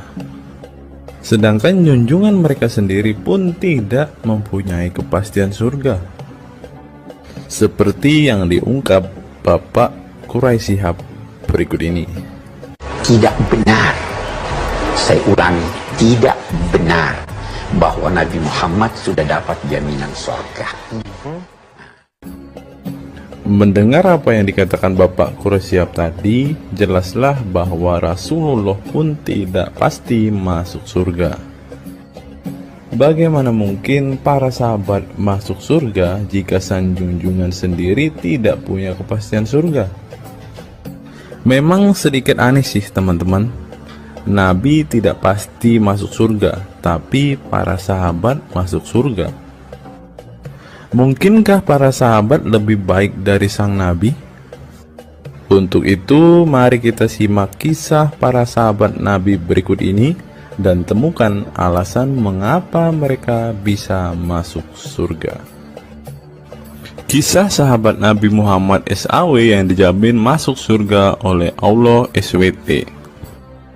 Semua manusia pasti menginginkan masuk surga Allah SWT, namun tidak semua jiwa bisa masuk surga. Ada banyak tantangan dan perjalanan yang sangat panjang yang harus dihadapi umat Islam hingga mendapat kesempatan ala SWT untuk masuk surga. Itu juga belum tentu langsung masuk surga. Mungkin harus ke neraka untuk menghapus dosa-dosa terlebih dahulu. Meski demikian, kita bisa belajar dari kisah sahabat Nabi Muhammad SAW yang dijamin masuk surga Allah.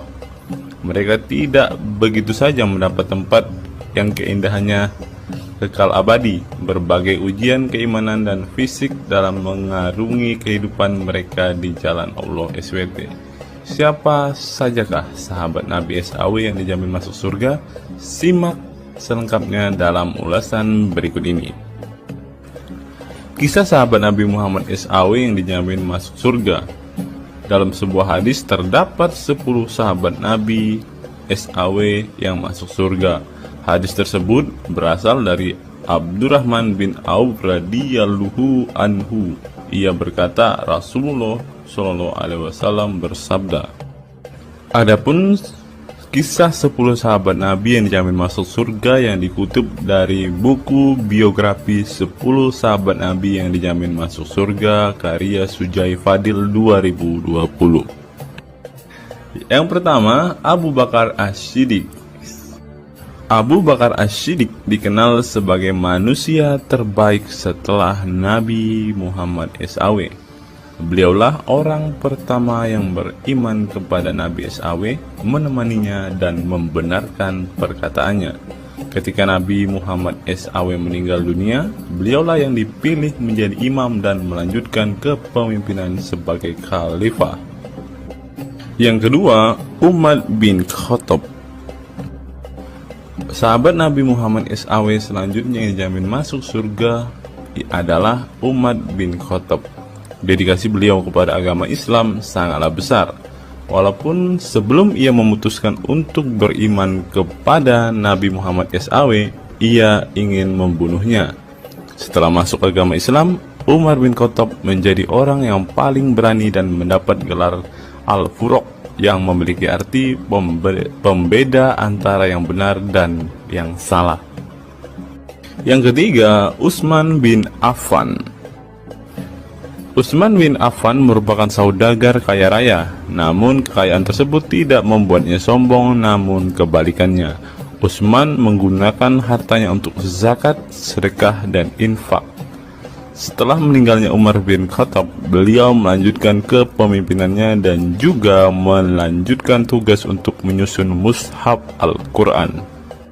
Yang keempat, Ali bin Abi Thalib. Ali bin Abi Thalib merupakan sepupu dari Nabi Muhammad SAW, sehingga beliau banyak belajar Islam dari usianya sejak kecil. Ali bin Abi Thalib pernah ditinggal Nabi Muhammad SAW saat perang Tabuk untuk menjaga para wanita dan anak-anak. Setelah meninggalnya Utsman bin Affan, beliau meneruskan kepemimpinannya. Namun di masa kepemimpinannya banyak sekali pertentangan dan perpecahan kelompok dengan pemikiran masing-masing. Talhah bin Ubaidillah. Meski tak seterkenal para khulafaur rasyidin, namun beliau merupakan sosok perlindung bagi Nabi Muhammad dalam perang Uhud dengan menangkis anak panah dengan tangannya hingga kehilangan jari-jarinya. Selain itu, Talib bin Ubaidillah disanjung karena kebaikan hati dan sedekah beliau. Yang keenam, Zubair bin Awam. Zubair bin Awam merupakan orang pertama yang berani mencabut pedangnya di jalan Allah SWT saat ia menduga ada orang musyrik yang sewenang-wenang kepada Nabi Muhammad SWT. Perjuangannya untuk masuk ke Islam tidaklah mudah. Beliau sempat disiksa oleh pamannya sendiri agar tidak mengikut Nabi Muhammad SAW. Yang ketujuh, Abdurrahman bin Auf. Abdurrahman bin Auf merupakan seorang saudagar yang kaya raya. Walaupun seorang yang berlimpah harta, beliau banyak menggunakan hartanya untuk kaum muslimin. Ketika mendengar bahwa dirinya akan masuk surga, Abdurrahman bin Auf khawatir apakah layak masuk surga dan merasa dirinya bukanlah siapa-siapa. Yang kedelapan, Sa'ad bin Abi Waqqas. Sa'ad bin Abi Waqqas merupakan paman Nabi Muhammad SAW dari ibunya. Ketika mendengar Islam di Mekah, Sa'ad langsung menghampiri Nabi Muhammad SAW untuk beriman kepada Allah SWT dan Rasulnya. Sa'ad bin Abi Waqqas merupakan orang pertama yang meletakkan anak panah di jalan Allah SWT. Beliau juga dipilih menjadi komandan perang Qadisiyah dan diangkat menjadi gubernur Kufah di masa kepemimpinan Utsman bin Affan. Yang kesembilan, Sa'id bin Zaid. Apabila seseorang yang mampu membuat Umar bin Khattab yang keras bisa masuk ke dalam Islam, beliau adalah Sa'id bin Zaid dan istrinya Fatimah bin Khattab. Beliau mengadakan pertemuan di Darul Arqam dan sebelumnya menyampaikan dakwah di dalamnya. Sa'id bin Zaid tidak pernah absen dari peristiwa penting dan peperangan bersama Nabi Muhammad SAW kecuali di perang Badar. Yang ke-10, Abu Ubaidah bin Jarrah. Abu Ubaidah bin Jarrah merupakan seorang sahabat Nabi Muhammad yang lemah lembut namun cekatan. Beliau termasuk salah satu generasi pertama yang masuk Islam. Ketika perang Uhud, dua gigi depannya copot, malah tampilan dirinya makin bagus. Giginya ompong dikarenakan ia mencabut 2 rantai yang masuk melalui lubang kancing topi besi di wajah Nabi Muhammad SAW karena terkena tebasan. Dari 10 kisah tadi, semua sahabat Nabi itu terkenal dengan perbuatan baiknya. Apakah standar umat muslim masuk surga adalah dengan berbuat baik? Perbuatan baik tentu tidak dapat menyelamatkan. Seorang ustadz pernah berkata seperti ini. Mengantarkan kita masuk ke surga itu bukan amal perbuatan kita. Kita semua masuk ke dalam surga Allah kelak itu lantaran mendapat anugerah dari Allah dan mendapat rahmat dari Allah. Jadi bukan karena amal ibadah kita. Apa tanggapan teman-teman setelah menyimak kisah ini?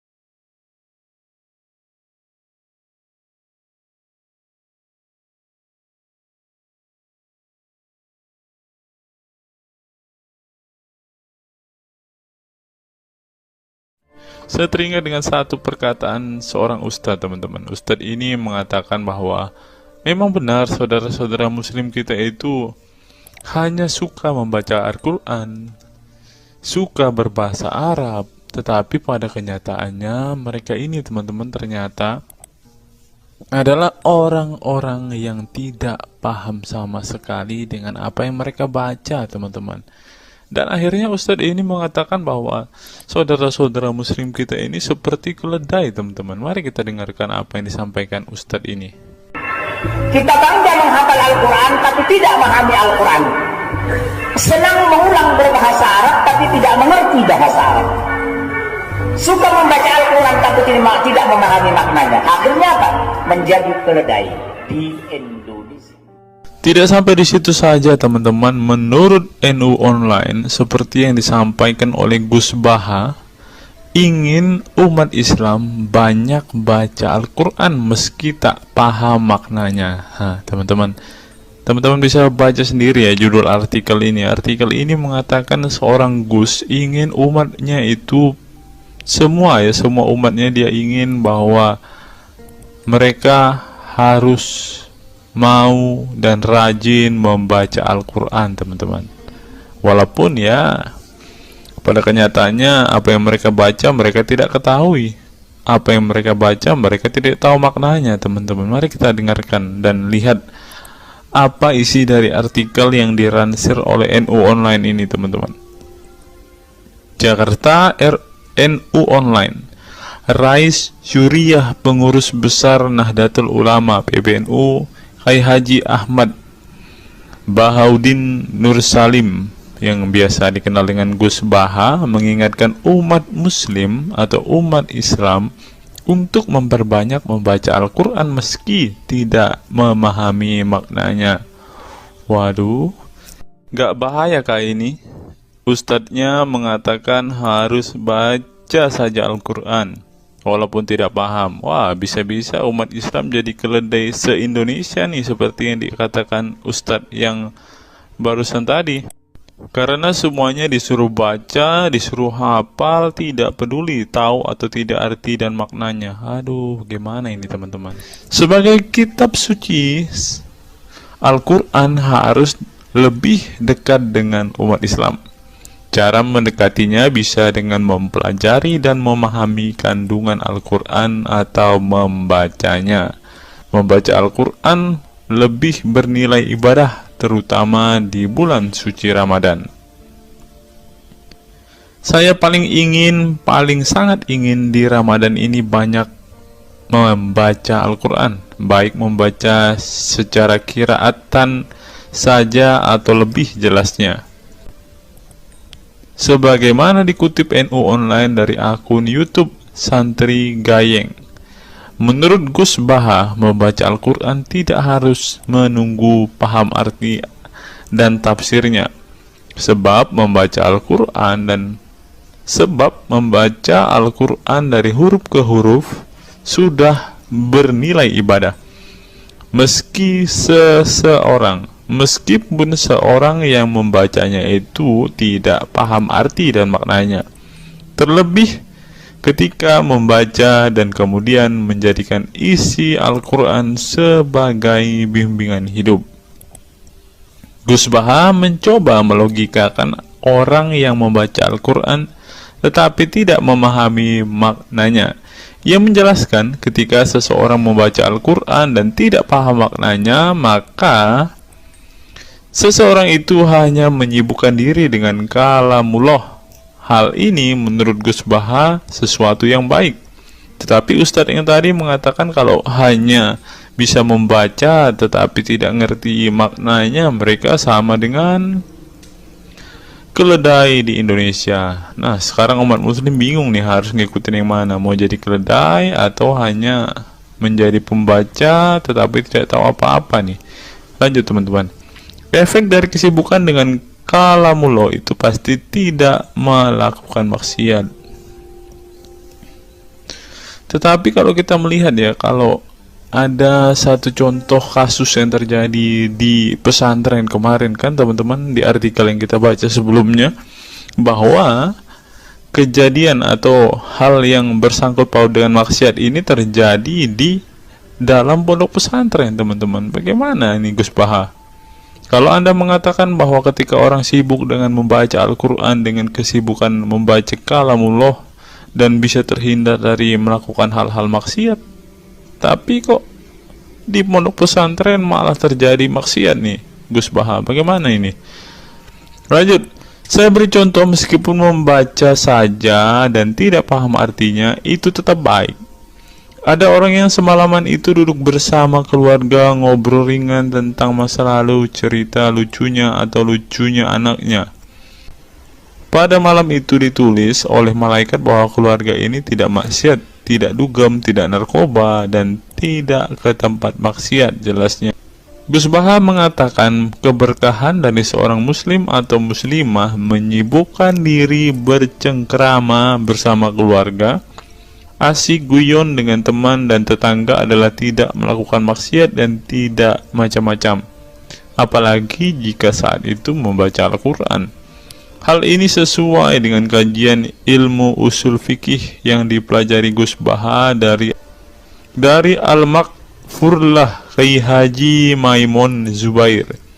Ia menegaskan bahwa di antara kebaikan agama Islam adalah meninggalkan itu adalah pekerjaan yang tidak butuh modal. Gus Baha menjelaskan, apabila seseorang ingin mendapat pahala sholat, maka harus sholat. Kalau ingin mendapat pahala haji, maka harus haji. Namun ada kebaikan yang tidak perlu modal, yaitu meninggalkan kemungkaran. Caranya cukup meninggalkan hal-hal yang dilarang Allah. Cara meninggalkan kemungkaran bisa dengan bercengkrama dengan keluarga, baca Al-Quran, bercanda dengan teman, dan hal positif lainnya. Sehingga kalau ada orang yang tanya, kenapa baca Al-Quran meskipun tidak paham itu dapat pahala? Satu, karena itu kalamullah. Kedua, sebagai kebaikan itu adalah meninggalkan kemaksiatan. Meninggalkan itu bisa dilakukan dengan hal-hal mudah. Ini pentingnya ngaji. Saya ngaji usul fikih dengan Kiai Haji Maimun, abahnya Gus Yasin, katanya. Gus Baha mengaku sejak kecil ia sudah terbiasa membaca dan mempelajari Al-Quran, bahkan hingga saat ini. Kebiasaan Gus Baha mempelajari Al-Quran yang berlangsung puluhan tahun ini membuatnya memiliki kecintaan yang mendalam dengan kitab suci yang diturunkan kepada Nabi Muhammad itu. Ia juga membaca banyak literatur klasik maupun modern untuk memahami Al-Quran. Kemudian melakukan diskusi dengan banyak pakar Al-Quran dari berbagai daerah dan negara tentang berbagai tema. Tetapi syukur-syukur bacanya Al-Quran itu paham. Artinya paham sesuai dengan kapasitas masing-masing. Saya mulai kecil hingga sekarang masih ngaji Al-Quran, masih belajar, juga masih terus mencari ilmu. Ucap pengasuh pondok pesantren Tahfidzul Quran LP3 IA Rembang, Jawa Tengah itu. Nah teman-teman, setelah mendengarkan apa yang dikatakan Ustadz Munzir Situmorang dan juga Gus Baha ini, taulah kita sekarang mengapa ketika ada debater Islam yang berdebat dengan saudara-saudara apologet Kristen kita, mereka tidak paham sama sekali dengan Quran mereka, dengan hadis mereka, karena ya seperti ini teman-teman. Membaca Al-Quran, menghafal Al-Quran itu adalah sebuah ibadah bagi kepercayaan mereka teman-teman. Walaupun mereka tidak paham apa yang mereka baca, walaupun mereka tidak mengerti sama sekali apa yang mereka baca teman-teman, yang penting dibaca saja, itu adalah sebuah amal baik. Nah teman-teman, kita belajar bahwa ketika apologet Kristen berdebat dengan para apologet Islam atau dengan para polemikus Muslim, inilah yang terjadi teman-teman. Mereka tidak paham sama sekali ketika mereka ditanya isi hadis dan Qur'annya. Karena pada intinya atau pada kenyataannya, seperti pengakuan dua ustadz ini tadi, bahwa memang benar umat muslim itu hanya senang membaca, hanya suka membaca, hanya suka mengimani, tetapi tidak paham sama sekali dengan apa yang mereka baca dan imani teman-teman. Sebagai contoh teman-teman, kita kalau melihat perdebatan antara Gurunda Zuma dengan apologet Kristen ya, ketika Zuma ditanyakan ayat-ayat Al-Quran atau hadis-hadisnya, Zuma pasti tidak pernah menjelaskan ayat dan hadis itu teman-teman. Alasannya ya kita tahu ya, sekarang ternyata memang Zuma pun ternyata hanya hafal, hanya suka membaca, tetapi tidak paham dan tidak mengerti sama sekali dengan apa yang mereka baca dan hafalkan teman-teman. Ya, jadi kita bisa ambil kesimpulan bahwa orang-orang model seperti ini sama seperti keledai di Indonesia, seperti yang diungkapkan oleh Ustadz Munzir Situmorang tadi teman-teman.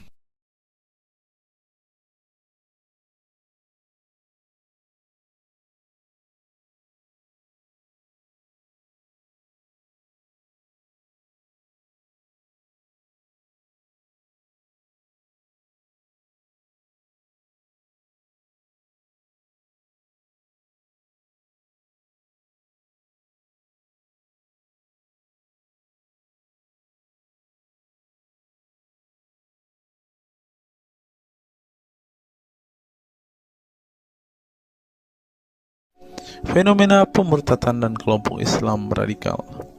Sejumlah sarjana Islam mengemukakan hukuman seorang murtad adalah hak prerogatif Tuhan, bukan wewenang manusia. Masalah pemurtadan selalu menjadi isu penting dalam sejarah wacana keislaman.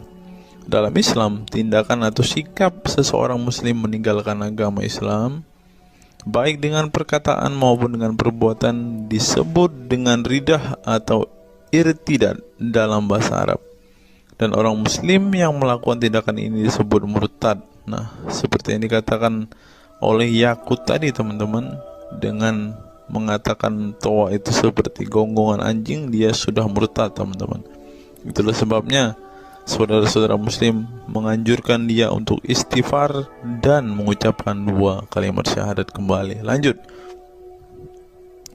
Seorang dikatakan murtad belum tentu mereka pindah atau konversi ke agama baru. Bisa juga mereka kemudian memilih untuk tidak beragama, menjadi sekuler, ateis, agnostik, dan lain sebagainya. Masalah pemurtadan ini bukan hanya diskursus dan fenomena eksklusif dalam Islam saja, tetapi juga dalam agama-agama lain ya. Ada banyak pendapat di kalangan sarjana muslim tentang status ridah yang dan bagaimana seharusnya memperlakukan seorang murtad. Ada yang berpendapat ridah adalah masalah kepolitikan, bukan masalah teologi keagamaan. sehingga orang yang keluar dari Islam murtad tidak perlu dikenai hukuman apapun, termasuk hukuman pembunuhan. Karena itu akan bertentangan dengan doktrin Islam dan Al-Quran yang menggaransi kebebasan bagi seseorang untuk beriman dan beragama atau tidak beriman dan tidak beragama. Bagi mereka, sejarah hukuman pembunuhan bagi orang-orang yang keluar dari Islam lebih mengacu pada fenomena dan alasan sosial politik belaka. Dengan kata lain, kata murtad bagi mereka mengacu pada pengertian pembangkangan politik ketimbang pemberontakan teologis. Tak ada konsensus mengenainya. Tetapi ada pula yang berargumen bahwa masalah pemurtadan adalah masalah teologi keagamaan, sehingga orang yang mendeklarasikan diri keluar dari Islam harus dihukum bunuh seperti yang dipraktikkan oleh generasi Islam pasca wafatnya Nabi Muhammad. Menariknya, sejumlah sarjana Islam terkemuka, baik klasik maupun kontemporer, baik Sunni maupun Syiah, sebut saja seperti Muhammad bin Ahmad al-Saraki, Abu al-Walid al-Baji, Ibrahim al-Naqi, Ibnu al-Human, Buharuddin al-Mahinani hingga Ali Goma, Husin Ali Mutazir, Zafed Ahmad Gamidi, dan Torik Ramadan menyatakan tidak ada konsensus dari para ulama tentang hukuman bunuh bagi seorang murtad. Mereka juga menegaskan bahwa hukuman seorang murtad adalah hak prerogatif Tuhan, bukan wewenang manusia. Nah, sekarang kalau kita melihat, ada seorang ustadz mengatakan, siapa namanya itu, Abdul Somad bilang, bagi yang murtad darahnya halal. Nah, gimana ya dengan Abdul Somad ini, teman-teman? Dia sudah tidak menghidupi apa yang diajarkan oleh pendahulu-pendahulunya, teman-teman. Lanjut, masalah sejarah dan fenomena pemurtadan dalam Islam ini dengan baik dikupas oleh Abdullah Said dalam Freedom of Religion, Apostasy and Islam, atau Taha Jabir Al-Wani dalam Apostasy in Islam, A Historical and Scriptural Analysis. Tulisanku ini tak bermaksud membahas secara lebih dalam dan detail tentang pemurtadan ini, tetapi ingin menyajikan sejumlah fenomena pemurtadan di kalangan masyarakat Islam kontemporer, di mana banyak orang-orang yang memilih keluar dari Islam bukan lantaran menghadapi peliknya masalah teologi keislaman misalnya, melainkan dikarenakan telah muak menyaksikan perilaku Islam itu sendiri, khususnya kalangan muslim ekstremis. Nah, ini juga yang buat saudara-saudara kita muslim murtad, teman-teman. Nggak tahu ya Abdul Somad termasuk orang yang Islam atau muslim yang ekstremis atau enggak ya, karena dia bilang siapa yang murtad darahnya halal. Bisa jadi Somad salah satu Islam ekstremis. Berikutnya, faktor trauma. Bagi kelompok Islam militan konservatif, pemurtadan adalah tindakan haram dan kaum murtad harus dibunuh. Tetapi mereka tidak menyadari bahwa banyak kaum Islam yang memilih menjadi murtad justru karena mereka trauma dengan perilaku brutal kelompok radikal Islam itu sendiri. Lihat misalnya penuturan sejumlah mantan muslim dalam buku Living Islam, Apostate Speak Out, yang diedit oleh Ibnu Warak, nama samaran, seorang pensiunan Islam kelahiran Rajkot, India. Dalam buku yang sangat provokatif ini, sejumlah ex-muslim bersuara keras memberi kesaksian tentang kebobrokan perilaku kelompok muslim radikal di negara-negara yang mayoritas berpenduduk muslim seperti Pakistan, Bangladesh, Aljazair, Iran, Afghanistan, dan lain sebagainya. Para penulis buku ini sebelumnya merupakan para sarjana aktivis muslim yang taat saleh sampai akhirnya mereka menyaksikan momen-momen mengerikan dalam hidup mereka hingga akhirnya mereka menyatakan goodbye pada Islam. Lihat teman-teman, mereka ini adalah saksi keekstriman Islam, teman-teman. Kini mereka memilih menjadi Kristen, agnostik, ateis, humanis, sekularis, free thinking, free thinker, dan lain sebagainya. Setelah mendeklarasikan dari emoh pada Islam, mereka kemudian pada umumnya memilih tinggal di Barat, khususnya Amerika Serikat, Kanada, Eropa Barat, dan Australia. Karena kalau mereka tinggal di Arab ya pasti dipenggal, teman-teman. Sebagai suaka baru mereka dengan pertimbangan satu, masalah ketidakamanan jika mereka tinggal di negara asal mereka, sebab seorang yang pindah agama dihukumi murtad dan mereka itu bisa dibunuh. Nah, benar apa yang saya katakan tadi kan, teman-teman. Yang kedua, lantaran di Barat ada jaminan soal kebebasan beragama. Nah, kalau di negara asal mereka hanya satu agama, teman-teman. Kalau mau meluk agama lainnya, siap-siap dipenggal karena darahnya halal. Inilah ajaran Islam yang asli. Berikutnya, buku yang ditulis oleh kaum murtad ini penting untuk disimak sebagai kritik tajam atas tindakan radikalisme agama yang dilakukan oleh,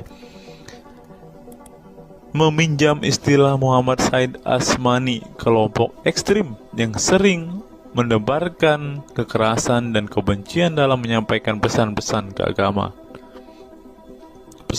keagamaan, tanpa disadari bahwa perilaku sadis dan barbar mereka telah menyebabkan sebagian umat Islam frustasi dan kehilangan kepercayaan terhadap agama mereka, kemudian memilih hengkang dari Islam. Ini menunjukkan bahwa masalah pemurtadan atau proses konversi tidak semata-mata masalah teologi keagamaan, tetapi juga sosial, politik, dan ekonomi.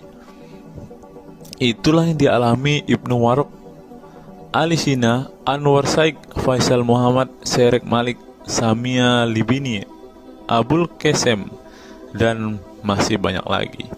Semula mereka adalah para pemeluk Islam saleh yang kemudian memilih keluar dari agama ini setelah mereka mengalami dan menyaksikan peristiwa tragis dalam sejarah hidup mereka.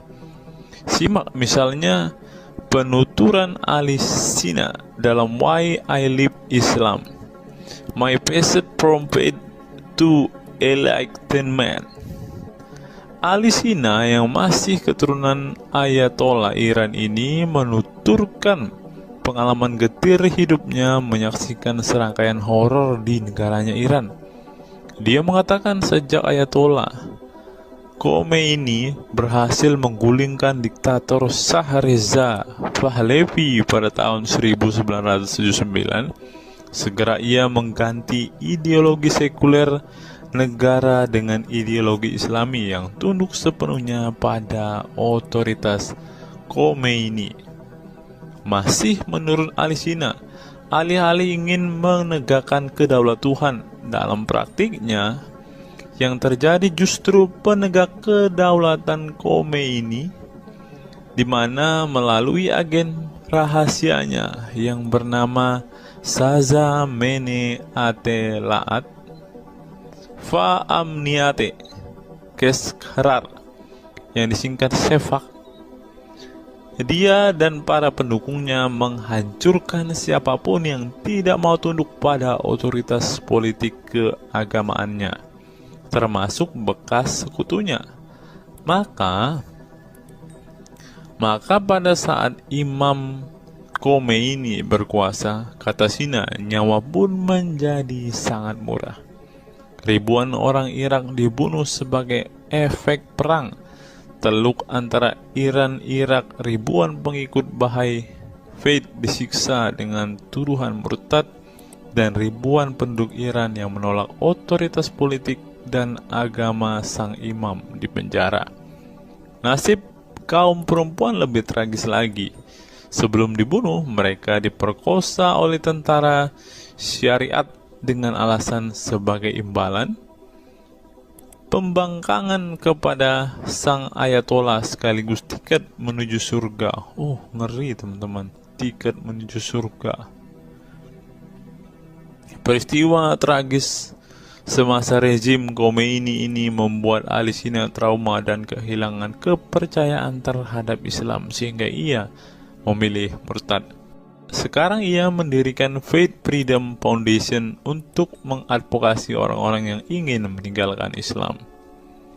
Selain Ali Sina, pengalaman getir juga dialami oleh Abul Qasim Bangladesh, Sherak Malik Pakistan, Anwar Saik Pakistan Bertain, Nadia dari Maroko, Samia Libina dari Tunisia, Azad dari India, dan masih banyak lagi.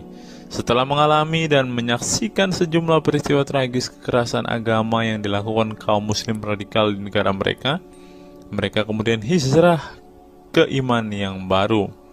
Memang tidak bisa dipungkiri di negara-negara berbasis Islam itu telah terjadi sejumlah peristiwa sadis yang dilakukan sekelompok rezim muslim militan dan kaum radikal agama demi ambisi politik kekuasaan mereka.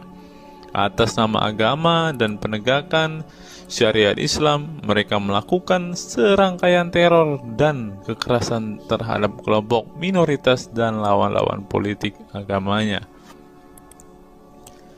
Penulis perempuan Mesir Bat Ye'or telah menunjukkan dengan baik sebagian dari sejarah gelap radikalisme kelompok militan konservatif terhadap kaum minoritas ini dalam buku The Decline of Eastern Christianity Under Islam From Jihad to Dhimmitud.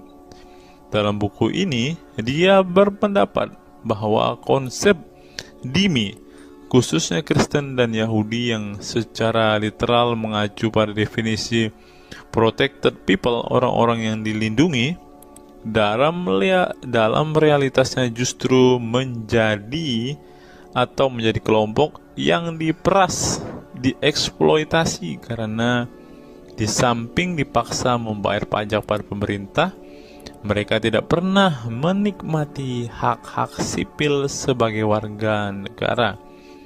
Di negara-negara berbasis syariat Islam, mereka memang menjadi warga negara kelas 2, kalau bukan malah tidak berkelas lagi. Wah.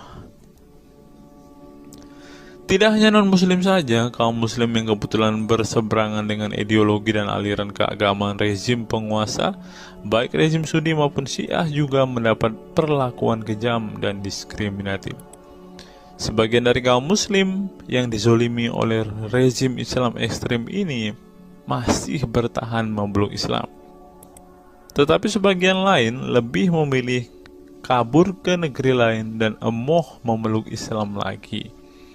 Ilustrasi di atas merupakan peringatan keras sekaligus memberi pelajaran berharga bagi umat Islam. Dengar ini saudara-saudara Islam, khususnya kelompok muslim militan konservatif yang selama ini getol berdakwah dengan cara-cara kekerasan dan intoleran. Perilaku brutal dan aksi-aksi kekerasan yang mereka lakukan tidak hanya menyebabkan simpati publik terhadap kaum muslim merosot atau melorotnya tingkat kepercayaan publik terhadap Islam sebagai agama damai, toleran, pluralis, dan rahmatan lil alamin. Tetapi lebih dari itu, tindakan konyol kaum radikal agama ini telah menyebabkan pemurtadan sebagian umat Islam itu sendiri. Kedepan kaum muslim harus menebarkan Islam dengan cara-cara damai, santun, dan toleran, bukan dengan tindakan keras, kasar, dan intoleran yang justru merugikan Islam dan kaum muslim itu sendiri. Jika memang Islam itu agama rahmat bagi alam semesta, maka buktikan itu dengan tindakan nyata. Wallahu alam bishawab. Nah, itulah fakta-fakta yang bisa saya sampaikan pada kesempatan hari ini, teman-teman. Kiranya fakta-fakta ini dapat membuat kita semua sebagai umat Kristen semakin bersemangat berdoa, terlebih memberitakan Injil kepada saudara-saudara muslim kita yang benar-benar rindu, yang benar-benar ingin dan haus mendengarkan kabar baik, teman-teman. Karena Alkitab memang mengatakan ada orang-orang yang hatinya sudah tertutup untuk Injil dan mereka tidak akan pernah mendengarkan kabar baik itu. Bagi saudara-saudara muslimku, segeralah murtad, karena sesuai dengan apa yang kita bacakan hari ini, banyak sekali fakta-fakta yang di luar nalar yang bisa menjadi alasan kalian untuk meninggalkan agama Islam. Apa pendapat teman-teman setelah menyimak video ini? Silahkan tuliskan komentar waras teman-teman di kolom komentar video ini, agar banyak orang semakin waras dan semakin sadar bahwa hanya Yesuslah satu-satunya Tuhan dan Juru Selamat. Hanya Yesuslah satu-satunya yang menyediakan surga bagi setiap orang yang percaya kepadanya. Salam waras, salam sadar. Sampai bertemu di video-video kita berikutnya. God be with you all.